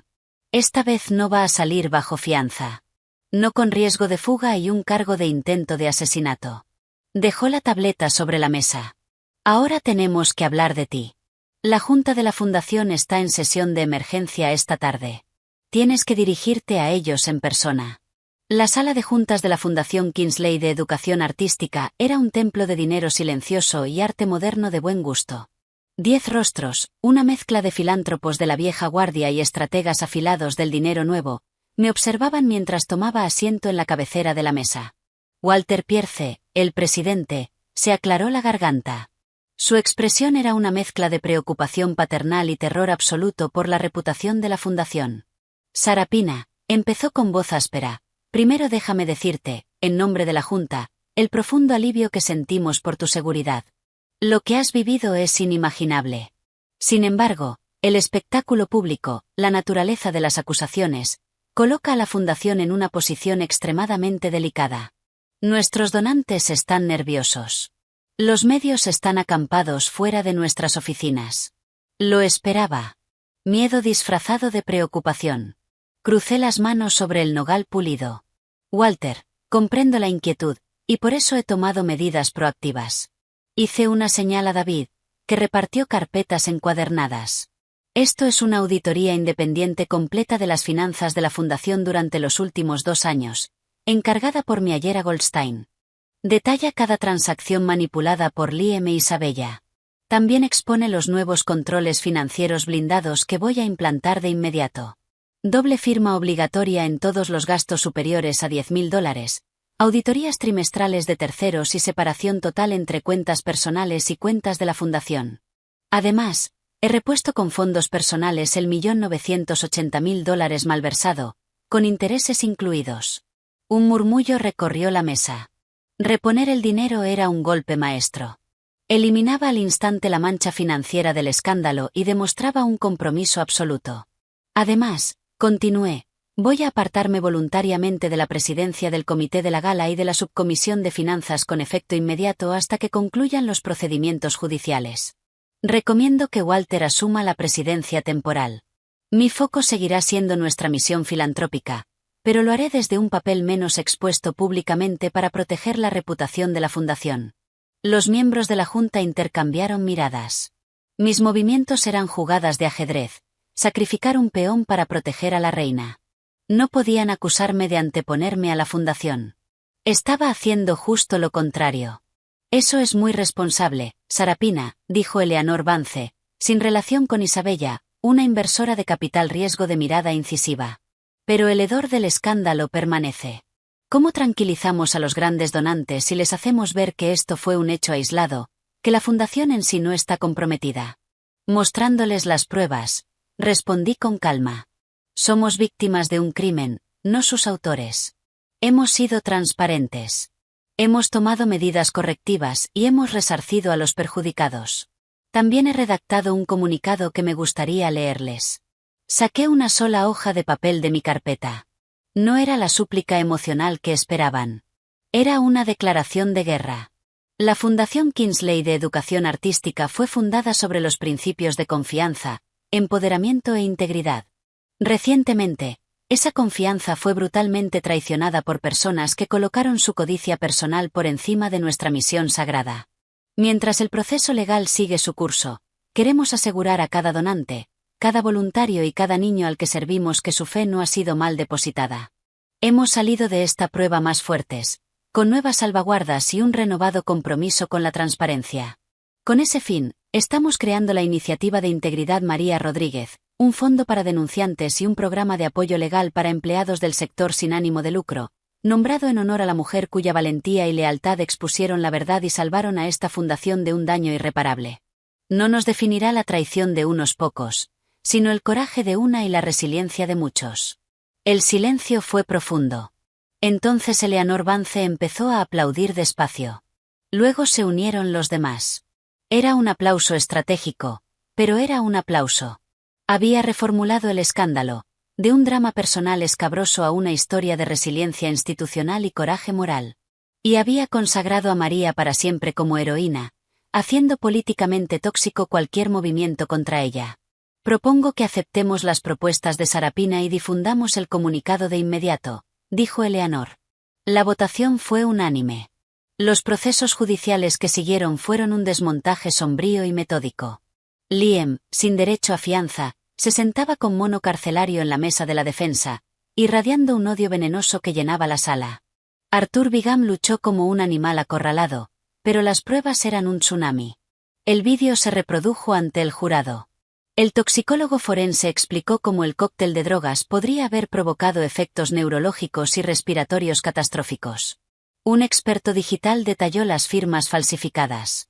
Un contable forense trazó el camino del dinero, un laberinto que siempre acababa en Liam o en Isabella.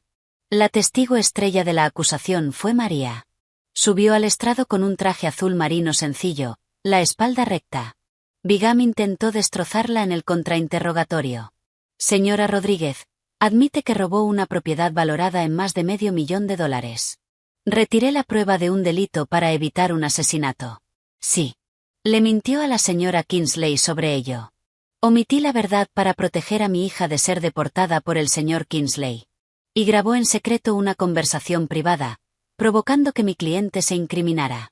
Eso suena a inducción. Yo tenía miedo. Había amenazado a mi hija. Estaba reuniendo pruebas de su delito para protegerme a mí y a la señora Kingsley. No le obligué a decir esas cosas. Él eligió decirlas. Bigham cambió de táctica. Tiene un nuevo trabajo en la fundación, ¿no es así? Un nuevo cargo, un aumento importante. Y la señora Kingsley está pagando un abogado de inmigración para su hija. Así que ha sido ampliamente recompensada por su testimonio, ¿verdad? María lo miró, luego miró al jurado con los ojos limpios. Mi recompensa es que mi hija puede dormir de noche sin miedo. Mi recompensa es que una buena mujer está viva. El señor Kingsley me ofreció $50,000 por mentir. La señora Kingsley me ofreció la oportunidad de decir la verdad. Esa es la diferencia. El jurado la creyó. Isabella, en un acuerdo que la libró del cargo de intento de asesinato pero le garantizaba una larga condena por fraude y conspiración, subió al estrado. Era una versión pálida y quebradiza de la mujer vestida de carmesí. Pintó a Liam como el cerebro, el titiritero seductor que le había prometido una vida de lujo. Decía que ella era fría, obsesionada con su trabajo. Decía que no le daría el divorcio, que lo arruinaría económicamente. Lo del envenenamiento fue idea suya. Dijo que solo la pondría enferma, que la desacreditaría. Yo nunca quise que nadie muriera. Fue una actuación patética, pero corroboraba cada detalle. Cuando me tocó declarar a mí, David me preparó sin descanso. Intentarán pintarte como fría, controladora, ambiciosa. Como una mujer tan centrada en su fundación que llevó a su pobre marido a la desesperación. No muerdas el anzuelo.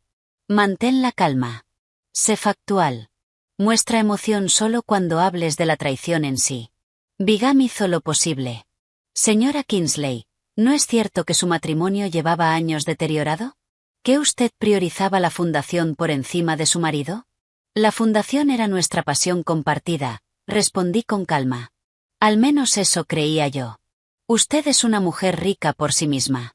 ¿Hizo alguna vez que su marido se sintiera económicamente insignificante, emasculado incluso? Objeción, tronó el fiscal. Concedida. Vigan probó otro ataque. El vídeo muestra al señor Kingsley inyectando las botellas, pero usted no tiene ninguna prueba de que su intención fuera matarla, ¿verdad? No podría haber sido, tal como declaró la señorita Vance, simplemente un intento de desacreditarla. Miré directamente al jurado. Inyectó una combinación letal de drogas en un vino que sabía que yo iba a beber. Contrató un seguro de vida de $15 millones a mi nombre, designando como beneficiaria a su amante. Y después planeó que me declararan mentalmente incompetente para controlar mis bienes. La intención me parece bastante clara. En sus alegatos finales, el abogado de Liam intentó pintar un cuadro de tormenta perfecta de pruebas circunstanciales y de una esposa que había orquestado una humillación pública dramática. El fiscal fue más simple, sosteniendo la jeringa desde la mesa de pruebas. Esto, dijo con calma, no es una disputa matrimonial. Es un asesinato premeditado disfrazado de copa de vino. El jurado deliberó menos de 6 horas. Culpable en todos los cargos: intento de asesinato en segundo grado, conspiración, gran hurto, falsificación y fraude electrónico. La vista de condena fue una formalidad. Yo elegí hacer una declaración como víctima. No hablé de mi dolor ni de mi miedo. Hablé de la violación de la confianza, no solo como esposa, sino como socia en una misión compartida. Hablé de los donantes cuya generosidad había sido robada y de los niños cuyos programas casi se quedaron sin fondos. Terminé mirando no a Liam, sino al juez. El mayor veneno no estaba en la botella. Estaba en la traición. Pido al tribunal que retire ese veneno de nuestra sociedad durante todo el tiempo que la ley permita. Liam recibió la pena máxima, de 25 años a cadena perpetua. Podría optar a libertad condicional dentro de 25 años, ya siendo un hombre de más de 70. Cuando los alguaciles se lo llevaron, por fin me miró. El odio había desaparecido, sustituido por un vacío hueco y aturdido. El arquitecto de un gran plan viendo cómo se cerraban de golpe los muros de su propia prisión. Isabella recibió 12 años, una condena sorprendentemente dura que enviaba un mensaje. Después del veredicto, en la escalinata del juzgado, una multitud de periodistas me rodeó. Levanté una mano. Solo haré una breve declaración. Las cámaras hicieron clic. Nunca se trató de venganza. Se trató de rendición de cuentas. La Fundación Kingsley ha sido reparada. Y seguimos adelante, guiados por los principios que casi nos arrebataron: integridad, valentía y verdad. No habrá más comentarios. Me di la vuelta y me alejé, con David y María a ambos lados. Un periodista gritó detrás de mí: «Señora Kingsley, ¿tiene algo que decirle a Liam?». No reduje el paso. Ya no tenía nada que decirle. Era un fantasma. El hombre con el que me había casado había muerto mucho antes del juicio. Si es que alguna vez había existido de verdad. La victoria no fue dulce. Fue una cirugía brutal y necesaria. El tumor había sido extirpado. Ahora podía empezar el trabajo largo y silencioso de sanar. Cuando la puerta del coche se cerró, aislándonos del ruido, María puso una mano sobre la mía. «Se acabó», dijo en voz baja. «No», respondí mirando la ciudad desfilar al otro lado de la ventanilla. «Esto no ha hecho más que empezar». 6 meses. Parecía toda una vida y un parpadeo al mismo tiempo. La maquinaria legal había llegado a su conclusión final e irrevocable. Los recursos de Liam fueron presentados, una última jugada desesperada de trámite que llevaría años y no iría a ninguna parte. Isabella estaba en una prisión federal de Connecticut. Según los rumores carcelarios, ya estaba intentando montar unas memorias y un círculo de yoga. El público, con su apetito caprichoso, había pasado a escándalos más frescos. Yo ya no ocupaba portadas. Era una nota al pie, una historia ejemplarizante que, de forma improbable, había tenido un final feliz. Mi intención era mantenerlo así. El brownstone de East 71 Street volvía a ser mío, legal y espiritualmente. Lo primero que hice fue cambiar todas las cerraduras, códigos y sistemas de seguridad. Luego me enfrenté a la bodega. No había vuelto a bajar desde la noche en que descubrí el robo. María se ofreció a acompañarme. El zumbido del clima controlado era el mismo. Las hileras de vino, mi colección hermosa y cuidadosamente elegida, seguían allí como testigos silenciosos.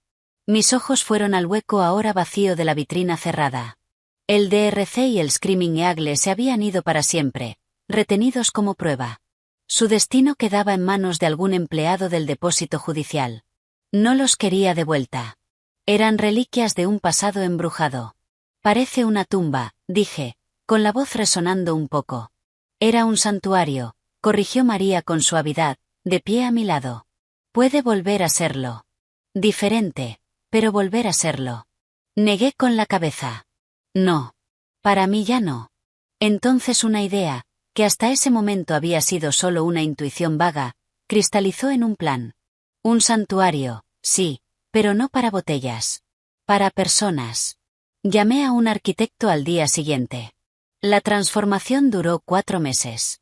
Los controles de temperatura y humedad fueron reutilizados. Los botelleros se desmontaron con cuidado. La rica caoba fue lijada y restaurada para convertirla en estanterías de exposición y un mostrador de recepción. Los muros de piedra fueron limpiados e iluminados con sutileza. La vitrina cerrada que había guardado las botellas envenenadas fue conservada, pero tras el cristal ahora ya no había vino, sino 2 objetos. Una foto en alta resolución del informe original del laboratorio de la policía de Nueva York y una placa sencilla y elegante que mandé hacer. Decía, recuerda, las traiciones más tóxicas suelen servirse en los recipientes de mayor confianza, y los guardianes más verdaderos a veces aparecen en los lugares más inesperados. Debajo, en letra más pequeña, en gratitud a María Rodríguez. Ya no era una bodega. Era la Galería Vintage Vicens de la Fundación Kingsley, un espacio expositivo dedicado a los jóvenes artistas de nuestros programas comunitarios. La muestra inaugural presentó a adolescentes del South Bronx. Sus pinturas vibrantes, caóticas y llenas de esperanza cubrían los muros donde antes habían dormido filas de Lafite y Latache. La noche de la inauguración fue suave y celebratoria. Sin etiqueta rigurosa, sin rigidez sofocante. Los artistas, vestidos con su mejor ropa, sonreían junto a sus obras, explicando pinceladas e inspiración a pequeños grupos de mecenas. La hija de María, Elena, ahora ya residente permanente condicional y con un camino claro hacia la ciudadanía, ayudaba como anfitriona de invitados. Su rostro estaba iluminado por una seguridad que antes no le había visto. La propia María se movía entre la gente, no como personal de servicio, sino como la recién nombrada directora de operaciones comunitarias de la Fundación, un cargo y un sueldo que reflejaban su lealtad inquebrantable e incalculable valor. Yo estaba a un lado, observando a un chico alto y desgarbado de 17 años llamado Jamal describir con pasión su obra de técnica mixta sobre el sonido de su barrio a Walter Pierce. Una sensación de calma, de verdad profunda, se asentó dentro de mí. Ese era el legado, no el líquido dentro de una botella, sino la chispa en los ojos de un niño. Más tarde, arriba, en el salón ahora escasamente amueblado, había vendido o donado la mayor parte de la decoración favorita de Liam. María me encontró mirando una caja. Llevaba escrito, estudio de Liam, objetos personales. ¿Guardaste parte de eso? Preguntó sorprendida. No por elección. Los abogados dijeron que todo era prueba hasta ahora. Solo son papeles y trastos. Abrí la caja. Dentro había cuadernos encuadernados en cuero, vacíos, gemelos con iniciales, unos cuantos libros de primera edición sobre calificación corporativa y un juego de llaves de Dios sabe qué. En el fondo, dentro de una bolsa de terciopelo, había algo que me dejó paralizada. Una botella. Un Chateau Petrus de 1982, uno de los vinos más legendarios y valiosos del mundo. Liam lo había comprado en una subasta 2 años antes. Un trofeo por algún acuerdo que había cerrado. Lo había estado guardando para una ocasión trascendental. Yo me había olvidado de él. Lo saqué. El cristal, frío y pesado en mi mano. Una que se le pasó por alto, murmuré. ¿Quiere que la abra? Preguntó María, medio en broma. Podríamos tirarla por el fregadero. Un ritual. Estuve a punto de decir que sí. Pero entonces pensé en el informe del laboratorio expuesto abajo, en la casi ruina, en la póliza de seguro de vida. Esa botella valía más de $15.000. Quizá más. Dinero manchado de sangre en forma líquida. No, dije, mientras una idea tomaba forma. No vamos a desperdiciarla. Vamos a usarla. Miré a María. Tráeme el número de David Chen y el número de la directora del refugio para mujeres del Upper East Side. 3 semanas después, la subasta de liberación se celebró en una elegante galería de Chelsea. El comunicado de prensa era claro. Sarapina Kingsley subastará bienes del antiguo matrimonio y el 100% de lo recaudado se destinará a supervivientes de violencia de pareja. David había sorteado las complejidades legales de vender propiedades que seguían parcialmente a nombre de Liam utilizando las cláusulas de decomiso derivadas de la condena. Los lotes incluían el Petrus, el resto de la colección privada de vinos de Liam, certificados como seguros por expertos, su colección de relojes vintage, su absurdo equipo carísimo de pesca con mosca y el coche deportivo que apenas había conducido. La sala estaba llena, no de cotillas de sociedad, sino de coleccionistas serios, filántropos y prensa respetuosa. Yo me quedé al fondo, queriendo observar, no ser el espectáculo. El Petrus era el último lote. La puja empezó en 10.000 y subió rápido. 18.000 del caballero en línea. 22 en la sala. 25. Sentí una presencia a mi lado. No era María, que estaba cerca del frente. Era un hombre alto, ligeramente encorvado, vestido con una chaqueta de tuid gastada pero buena sobre una camisa oscura. Tenía unos ojos amables y observadores y el pelo más canoso que oscuro. Un gesto poderoso, dijo en voz baja, mirando al subastador, convertir los instrumentos de la traición en herramientas para sanar. Lo miré. No estaba coqueteando. Su tono era el de un colega haciendo una observación. Me parecía el único final apropiado para ellos, respondí. Habían perdido todo placer para mí. Quizá así puedan hacer algún bien. ¿32.000? ¿Oigo 35? Llamó el subastador. Cubrí el juicio, dijo el hombre, todavía sin mirarme. Evan M. Cecal, de The Atlantic. Recordé el nombre. Su reportaje de largo formato había sido de los pocos que se habían centrado menos en el sensacionalismo del veneno y más en el fraude financiero sistémico y en las vulnerabilidades del gobierno de las organizaciones sin ánimo de lucro. Era incisivo, justo y demoledor con Liam. Su artículo fue el único que entendió bien el esquema de malversación, dije. Al fin se volvió hacia mí con una leve sonrisa. La mayoría de los periodistas ven sexo y veneno. Yo veo hojas de cálculo y vanidad. Menos emocionante, pero por lo general mucho más cierto. He adjudicado por 45.000 al postor número 7. La sala rompió en aplausos. El Petrus se había ido. En total, la subasta recaudó un poco más de $380.000. Una línea de crédito contra mi muerte se había transformado en una línea de vida para mujeres y niños que huían de la suya. Cuando la gente empezó a dispersarse, Evan M. Cecal me tendió una sencilla tarjeta de visita. Cuando esté lista, dijo, me interesaría hablar, no sobre el juicio, sino sobre lo que viene después, sobre la iniciativa de integridad María Rodríguez, sobre cómo una persona reconstruye un sistema y a sí misma desde cero. Sin presión. La propuesta queda abierta. Asintió con cortesía y se perdió entre la gente antes de que pudiera responder. Miré la tarjeta. Sin cargo. Solo su nombre, un número y un correo.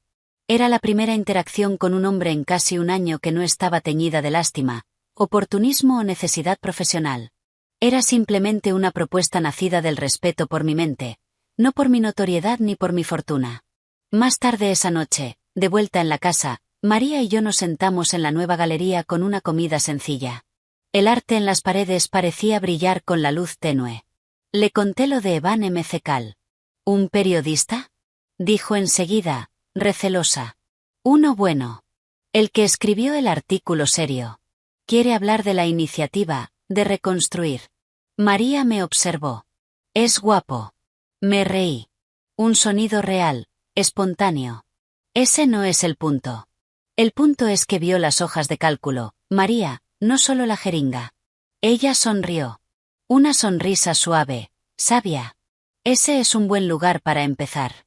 Se inclinó junto a su silla y sacó una botella envuelta en papel marrón sencillo. Tengo algo para usted. Para esta noche. No era una gran botella. Era un Cotes du Rhone honesto y directo. De los que cuestan $20. Un vino para beber, no para venerar. La etiqueta estaba algo gastada. Atada al cuello con un cordel había una pequeña tarjeta. Para el primer vino que compartimos sin fantasmas en la mesa.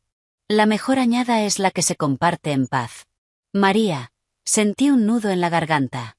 Es perfecto. Fui a buscar 2 copas sencillas a la nueva cocina pequeña que habíamos instalado. Lo abrí. Un suave pop. No el estallido ceremonioso del corcho de un trofeo. Serví. El vino era rojo profundo, sin complicaciones, con aroma a frutos rojos y tierra. Chocamos las copas. Por las nuevas añadas, dije. Por la verdad, respondió ella. Y por la libertad. Salud. Bebimos. Estaba delicioso. No era complejo ni legendario, pero sí robusto, auténtico y profundamente satisfactorio. Sabía al presente, a la seguridad, a una amistad forjada en el fuego. Mientras nos quedábamos en silencio, rodeadas por el arte vibrante de un futuro esperanzador, supe que el pasado por fin había quedado verdaderamente embotellado y guardado, no olvidado, pero sí neutralizado. Su veneno había sido extraído y sus restos, como el Petrus, se habían transformado en algo capaz de sanar. La bodega era una galería. El carcelero estaba en una celda. La empleada era directora. Y la víctima era simplemente una mujer sentada con una amiga, bebiendo una buena copa de vino, preguntándose por primera vez en mucho tiempo qué podría venir después. 1 año. Una línea en la arena, una órbita completa alrededor del sol desde la gala, desde las esposas, desde que el mundo se quebró y volvió a ensamblarse en una forma nueva y más sólida. La Fundación Kingsley de Educación Artística no solo sobrevivía, prosperaba. La iniciativa de integridad María Rodríguez se había convertido en una fuerza silenciosamente poderosa en el mundo sin ánimo de lucro, ofreciendo subvenciones y apoyo legal a denunciantes. Ya había destapado 2 casos de mala asignación de fondos en organizaciones artísticas más pequeñas. Nuestra historia se había convertido en un caso de estudio sobre gobierno resiliente. Por eso, en una fresca mañana de martes, me encontré en un salón de hotel en Washington, D.C., no como acusada ni como víctima, sino como homenajeada. Los premios anuales Pilar del Consejo Nacional de Organizaciones sin ánimo de lucro eran un acto sobrio y digno. Mientras esperaba entre bastidores, Walter Pierce se ajustaba la corbata a mi lado. ¿Nerviosa?, preguntó, torpemente. No, dije, alisando la falda de mi traje crema entallado. Después de testificar en un juicio penal, aceptar un premio resulta bastante sencillo. Él soltó una risita. Te lo has ganado. Las reformas, la transparencia, los nuevos programas y esos $2 millones que devolviste de tu propio bolsillo. La Junta nunca ha estado más segura. La presentadora anunció el premio a la excelencia en integridad organizativa y liderazgo ético. Salí al escenario entre un aplauso cálido y sostenido. La luz del foco me resultaba familiar, pero la sensación era distinta. Era respeto, no escrutinio. En el atril miré al público. Gracias. Este premio no es para mí. Es para cada empleado y voluntario que cree que hacer el bien exige hacer lo correcto. Es para la Junta, que eligió la reforma en vez de la retirada. Y, de forma profunda, es para una mujer llamada María Rodríguez, que me enseñó que la integridad no es una norma en un manual. Es una elección que haces en la oscuridad, cuando el precio es alto y nadie te está mirando. Ella es el verdadero pilar. Después del almuerzo, mientras recogía mis cosas, una voz conocida habló a mi espalda. Sigues dándole a ella el mérito, ya veo. Me giré. Evan Mckal estaba apoyado en una columna, con una media sonrisa. Parecía más relajado allí que en la subasta. Es suyo, dije. No esperaba verte aquí. Pensé que cubrías tribunales y corrupción, no ceremonias de premios con pollo recalentado. Mi editor pensó que un seguimiento tenía sentido. Del tribunal al cimiento, la reconstrucción de una filantropía. Menos sexy que el juicio, pero quizá más importante. Caminó a mi lado mientras me dirigía al vestíbulo. ¿Tienes tiempo para un café? Extraoficialmente. Estoy en 3 sesiones. Encontramos un rincón tranquilo en la cafetería del atrio del hotel. La conversación fue fácil. Derivó desde los desafíos del control en organizaciones sin ánimo de lucro hasta el estado del periodismo de largo formato. Hizo preguntas perspicaces sobre la estructura de la iniciativa de integridad. Luego, con un segundo café, habló de una biografía de Rachel Carson que yo había mencionado en una entrevista reciente para el boletín de la Fundación. ¿La leíste?, pregunté sorprendida. Sí. Después de leer tu entrevista. Dijiste que su meticulosidad era una forma de coraje. Me gustó. Removió el café. El contrato del libro ya es oficial, he oído. Un Corquet Truth. Las noticias volaban rápido. Lo es. El anticipo va íntegro al nuevo fondo de formación profesional para mujeres inmigrantes. No lo hago por el dinero. Lo sé, dijo simplemente. Leí la propuesta que tu agente estuvo moviendo. No es un relato morboso ni un ajuste de cuentas. Es un examen forense del abuso financiero y de la recuperación institucional. Por eso quería hablar contigo del proyecto. The Atlantic está interesado en serializar una versión condensada. Mi editor quiere que yo me encargue de adaptar el texto. Lo estudié. Esa era la propuesta. Clara y profesional. Es un compromiso serio. ¿Por qué? Porque la historia de una mujer rica envenenada por su marido es una película de sobremesa. La historia de cómo esa mujer reconstruyó sistemáticamente su vida y su organización, y está usando ese modelo para ayudar a otros a evitar las mismas trampas. Eso es un manual. Eso es cambio. Y, francamente, es la historia que ahora me interesa contar.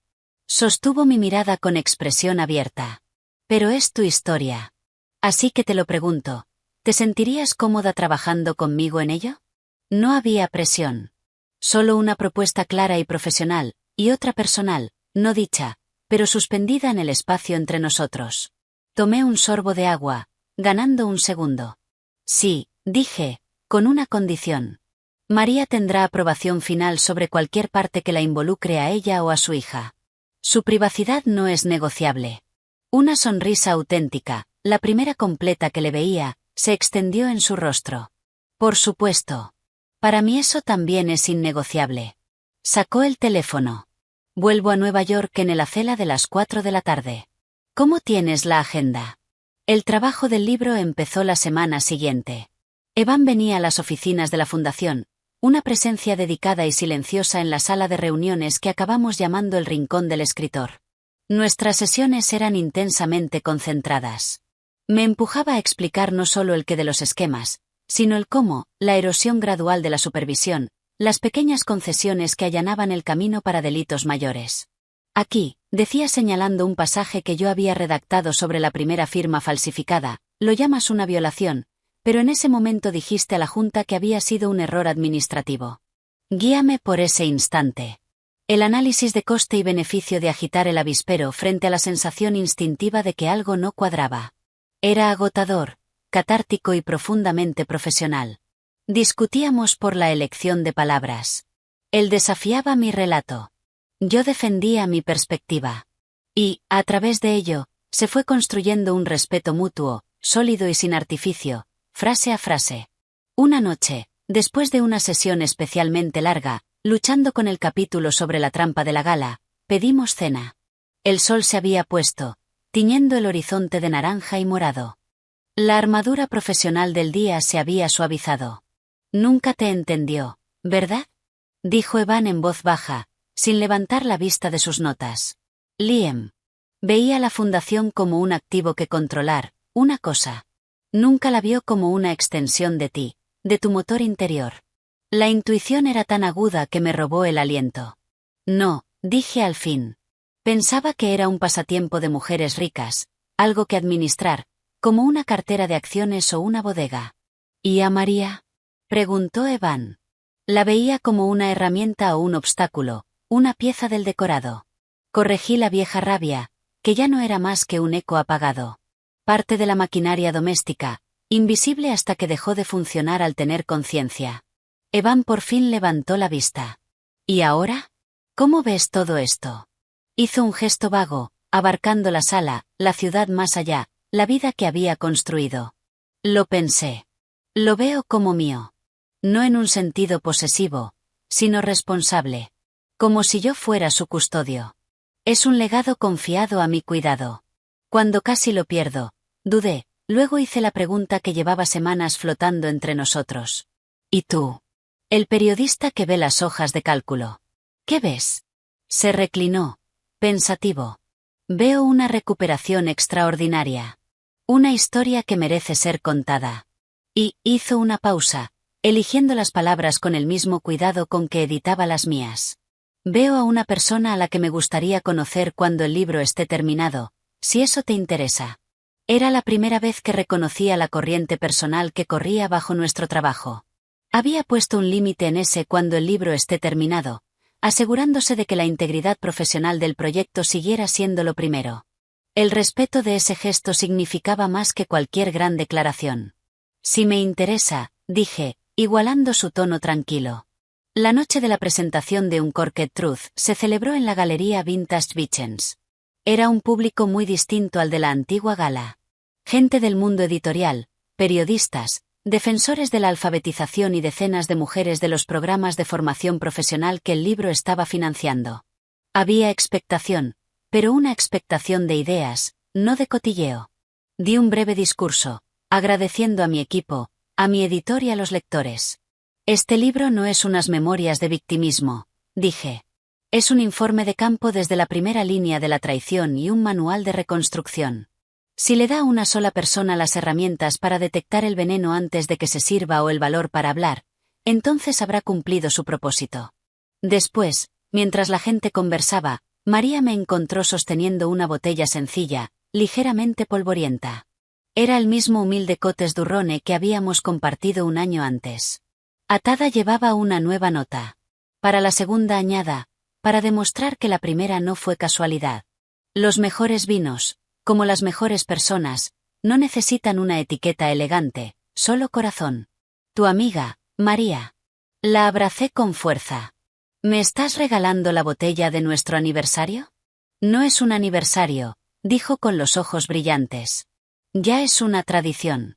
Miró por encima de mi hombro hacia donde Evan hablaba con Walter Pierce. Es un buen hombre.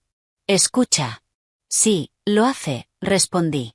Más tarde, cuando la gente ya se estaba yendo, Evan se acercó a mí junto a la vitrina conservada como evidencia. Miró la placa y luego me miró. Ya está hecho. La serialización empieza el mes que viene. La respuesta va a ser grande. ¿Estás listo para la siguiente historia? Pregunté. Me interesa más la que aún no está escrita, dijo. Y entonces, como si temiera haber sido demasiado ambiguo, aclaró. El próximo plan quinquenal de la Fundación, los datos de los programas de formación profesional, los primeros graduados. Esa es la secuela que quiero cubrir. Me estaba ofreciendo un futuro de conexión profesional. Una puerta abierta de forma invitadora. En ese momento, Elena Rodríguez, radiante de orgullo, se acercó con un joven, un recién graduado del programa culinario que la Fundación había financiado. Señora Kingsley, Evan, este es Matteo. Ahora es pastelero en Café Valid. Mientras lo felicitábamos, la sala se llenó de una alegría cálida y sencilla. Miré alrededor, el arte, el rostro orgulloso de María, el futuro de Elena desplegándose, la presencia tranquila y firme de Evan. El pasado era un libro cerrado. Literalmente. El presente era una obra de creación reflexiva y deliberada. Evan se inclinó un poco hacia mí. Su voz, solo para mis oídos. Una vez dijiste que eras una custodio. De todo esto. ¿Tu labor de custodia permite cenar la semana que viene? Sin notas. Sin grabadora. Sostuve su mirada, viendo al periodista cuidadoso y al hombre curioso, ambos esperando una respuesta. El miedo era ya un recuerdo lejano. La cautela, en cambio, era una herramienta bien ganada. La custodia, dije, con una sonrisa apenas asomando en mis labios, exige buen criterio. Y una cena me parece un uso excelente del mismo. No era un comienzo. Era una decisión mutua y reflexiva de explorar una posibilidad. Y, por primera vez en mucho tiempo, una posibilidad era exactamente todo lo que necesitaba que fuera. Era suficiente. El polvo, como suele decirse, se había asentado, pero no era el polvo muerto y apagado del abandono. Era la partícula limpia y cortante que queda suspendida en el aire después de una demolición necesaria, lista para que se levanten nuevos cimientos. El último recurso de Liam había sido rechazado. La condena seguía en pie, de 25 años a cadena perpetua. La noticia llegó en un correo escueto de la fiscalía. Lo leí una vez y luego lo borré.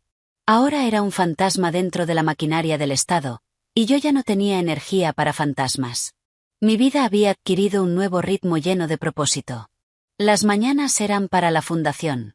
Las tardes para la iniciativa de Integridad María Rodríguez, que estaba recibiendo consultas de organizaciones sin ánimo de lucro de todo el país.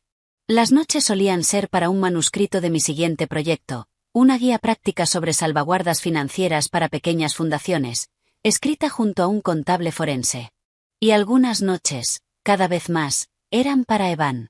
Nuestra relación había evolucionado con una lentitud que se sentía medicinal. No había prisa. Éramos dos adultos con historia, con cicatrices, con identidades profesionales que exigían respeto. Nuestra primera cena oficial de Sin Notas ni Grabadora fue en un pequeño y brillante restaurante ucraniano del East Village. La conversación fluyó con facilidad, saltando desde el resurgir de los discos de vinilo hasta la geopolítica de las tierras raras. Él no preguntó por Liam. Yo no pregunté por su divorcio. Hablamos de la hora. Una noche, unos 6 meses después de la publicación del libro, estábamos en su apartamento, un loft en Brooklyn lleno de libros. Él cocinaba pasta. Yo, en teoría, picaba hierbas, aunque en realidad me dedicaba sobre todo a observar la forma metódica y tranquila en que se movía en su cocina. Sonaba suavemente un disco de Miles Davis. La Junta está presionando para hacer una gala la próxima primavera, dije, cortando un manojo de tomillo. Una celebración de la resiliencia. Me resisto. Me parece autocomplaciente. O es una señal, dijo Evan, probando la salsa, una declaración de que la organización no solo ha vuelto. Está prosperando. Una recaudación para la siguiente fase. Todo depende del enfoque. Me miró. Eres una maestra del enfoque, S.A. Lo sabes. A veces es agotador. La constante curaduría del relato. Bajó el fuego y me prestó toda su atención. Entonces no lo enfoques así. Enfócalo de otra manera. Hazlo sobre los artistas, los chicos, los denunciantes. La iniciativa ha ayudado. Hazlo sobre ellos. Tú solo pones el espacio y los canapés. Era un consejo sencillo y brillante. El tipo de consejo que daría una pareja. La palabra flotó en mi mente, desconocida y no del todo incómoda. Cambié de tema. La hija de María, Elena, recibió su carta de admisión en Cornell. Derecho. Una sonrisa grande se abrió en su rostro. Eso es fantástico. Debes de estar feliz por ellas. Lo está María. No la veía tan luminosa desde antes de que muriera Carlos. Hice una pausa. Está usando parte de su sueldo para crear un fondo universitario para los hijos de otras empleadas domésticas de su edificio. Lo llama el Fondo Onda. Evan negó con la cabeza, admirado. Es una mujer extraordinaria. Lo es. Lo miré. El vapor de la olla enroscándose entre nosotros. Evan, ¿por qué sigues aquí conmigo? La historia ya terminó. La serialización terminó. Ya conseguiste tu artículo premiado. Él no se inmutó. Se apoyó en la encimera, secándose las manos con un paño. Estoy aquí porque me gusta quién eres, no la historia, no la superviviente, no la filántropa. La mujer que discute conmigo sobre Miles Davis y Coultran. La mujer que se emociona en secreto con las hojas de cálculo. La mujer que, cuando confía, lo hace con los ojos bien abiertos. Mantuvo mi mirada. Sé que eres cautelosa. Debes serlo. Yo también lo soy. Así que somos cautelosos juntos. No es una mala forma de ser. Era la cosa más honesta que alguien me había dicho en años. No había gran pasión ni necesidad desesperada. Había una elección. Expresada con claridad. Cautelosos juntos, repetí, probando las palabras. Sonaban fuertes. Puedo trabajar con eso. La gala de celebración de la resiliencia terminó no siendo una celebración de mí. Fue una exposición. La Galería Vintage Vicens y las plantas principales de la casa se entregaron a la obra de los beneficiarios de la fundación. Fotógrafos adolescentes de Harlem expusieron sus retratos. Un cuarteto de cuerda de nuestro programa de música tocó. La comida fue preparada por graduados del programa de formación culinaria, entre ellos un Matteo radiante, el novio de Elena. Los discursos no los dieron miembros de la Junta, sino una joven pintora tímida, una madre agradecida de un refugio financiado por la subasta y una contable de una organización sin ánimo de lucro de Ohio a la que la iniciativa de integridad había protegido después de que denunciara un fraude. Yo me movía entre la gente como anfitriona, no como homenajeada. Vi a Walter Pierce conversando profundamente con la joven pintora. Vi a María, resplandeciente con un vestido azul intenso, rodeada de amigas de su edificio, con el rostro animado. Y vi a Evan hablando con Mike Vargas, mi investigador privado ya contratado de forma permanente, que le contaba una historia de guerra convenientemente suavizada. Cerca del final de la noche, me encontré de nuevo en la galería, ya en silencio. El arte parecía respirar con la luz atenuada. María se acercó con 2 vasos de agua con gas. Un éxito, mi amiga, dijo, entregándome uno. Lo fue, ¿verdad? Dije chocando mi vaso con el suyo. Gracias a ti. Todo esto. No, dijo con firmeza. Gracias a ti. Porque elegiste escuchar. Porque elegiste luchar. Porque elegiste construir esto. Hizo un gesto hacia los lienzos vibrantes. Yo solo te entregué la herramienta. Tú hiciste la reconstrucción. Nos quedamos en un silencio cómodo. Luego dijo, Evan es un buen hombre. Te mira a ti, no a las cosas que te rodean. Lo sé, dije en voz baja. Es nuevo. Esa sensación de ser vista, no evaluada. Es una buena sensación. La mereces. Me apretó el brazo. No dejes que el pasado robe el presente, S.A. Ya te ha quitado demasiado. Más tarde, cuando los últimos invitados se marchaban, Evan me encontró junto a la vieja vitrina de pruebas conservada. Miró la placa y luego los 2 espacios en blanco de la pared donde antes habían estado el DRC y el Screaming Eagle. Destruyeron las botellas. Lo sabes, ¿verdad? Sí, dije en voz baja. Las pruebas. Cuando se agotaron los recursos, las incineraron. Recibí una notificación del tribunal. Bien, dijo. Polvo al polvo. Se volvió hacia mí. Tengo que ir a Londres un mes. Una serie sobre tratados de extradición por delitos de cuello blanco. Aburrido, pero importante. Un mes es mucho tiempo, dije, sorprendida al notar que lo decía de verdad. Lo es. Y no lo es. Dio un paso hacia mí. Cuando vuelva, me gustaría seguir siendo cauteloso contigo. Quizá un poco menos cautelosos. Sentí una sonrisa tirando de mis labios. ¿Esa es su opinión profesional, señor McCall? Es la personal, señora Kingsley. Extendió la mano. Dudó un segundo antes de apartarme con suavidad un mechón de pelo de la mejilla. El gesto fue sencillo, eléctrico en su sinceridad. No soy él. No quiero lo que fue tuyo. Me interesa lo que es tuyo y lo que es mío y lo que podríamos elegir construir juntos. Despacio, con los ojos abiertos. El fantasma de Liam, la sombra del veneno y la traición, que todavía a veces susurraba en los momentos más silenciosos, enmudeció. En su lugar estaba esto, un hombre lúcido ofreciendo un futuro lúcido. No un rescate. Una alianza. Me gustaría eso, dije. Y fue la frase más verdadera que había pronunciado en toda la noche. Se fue poco después, con la promesa de llamar desde Heathrow. Cerré la casa. El silencio ahora era cálido y acogedor.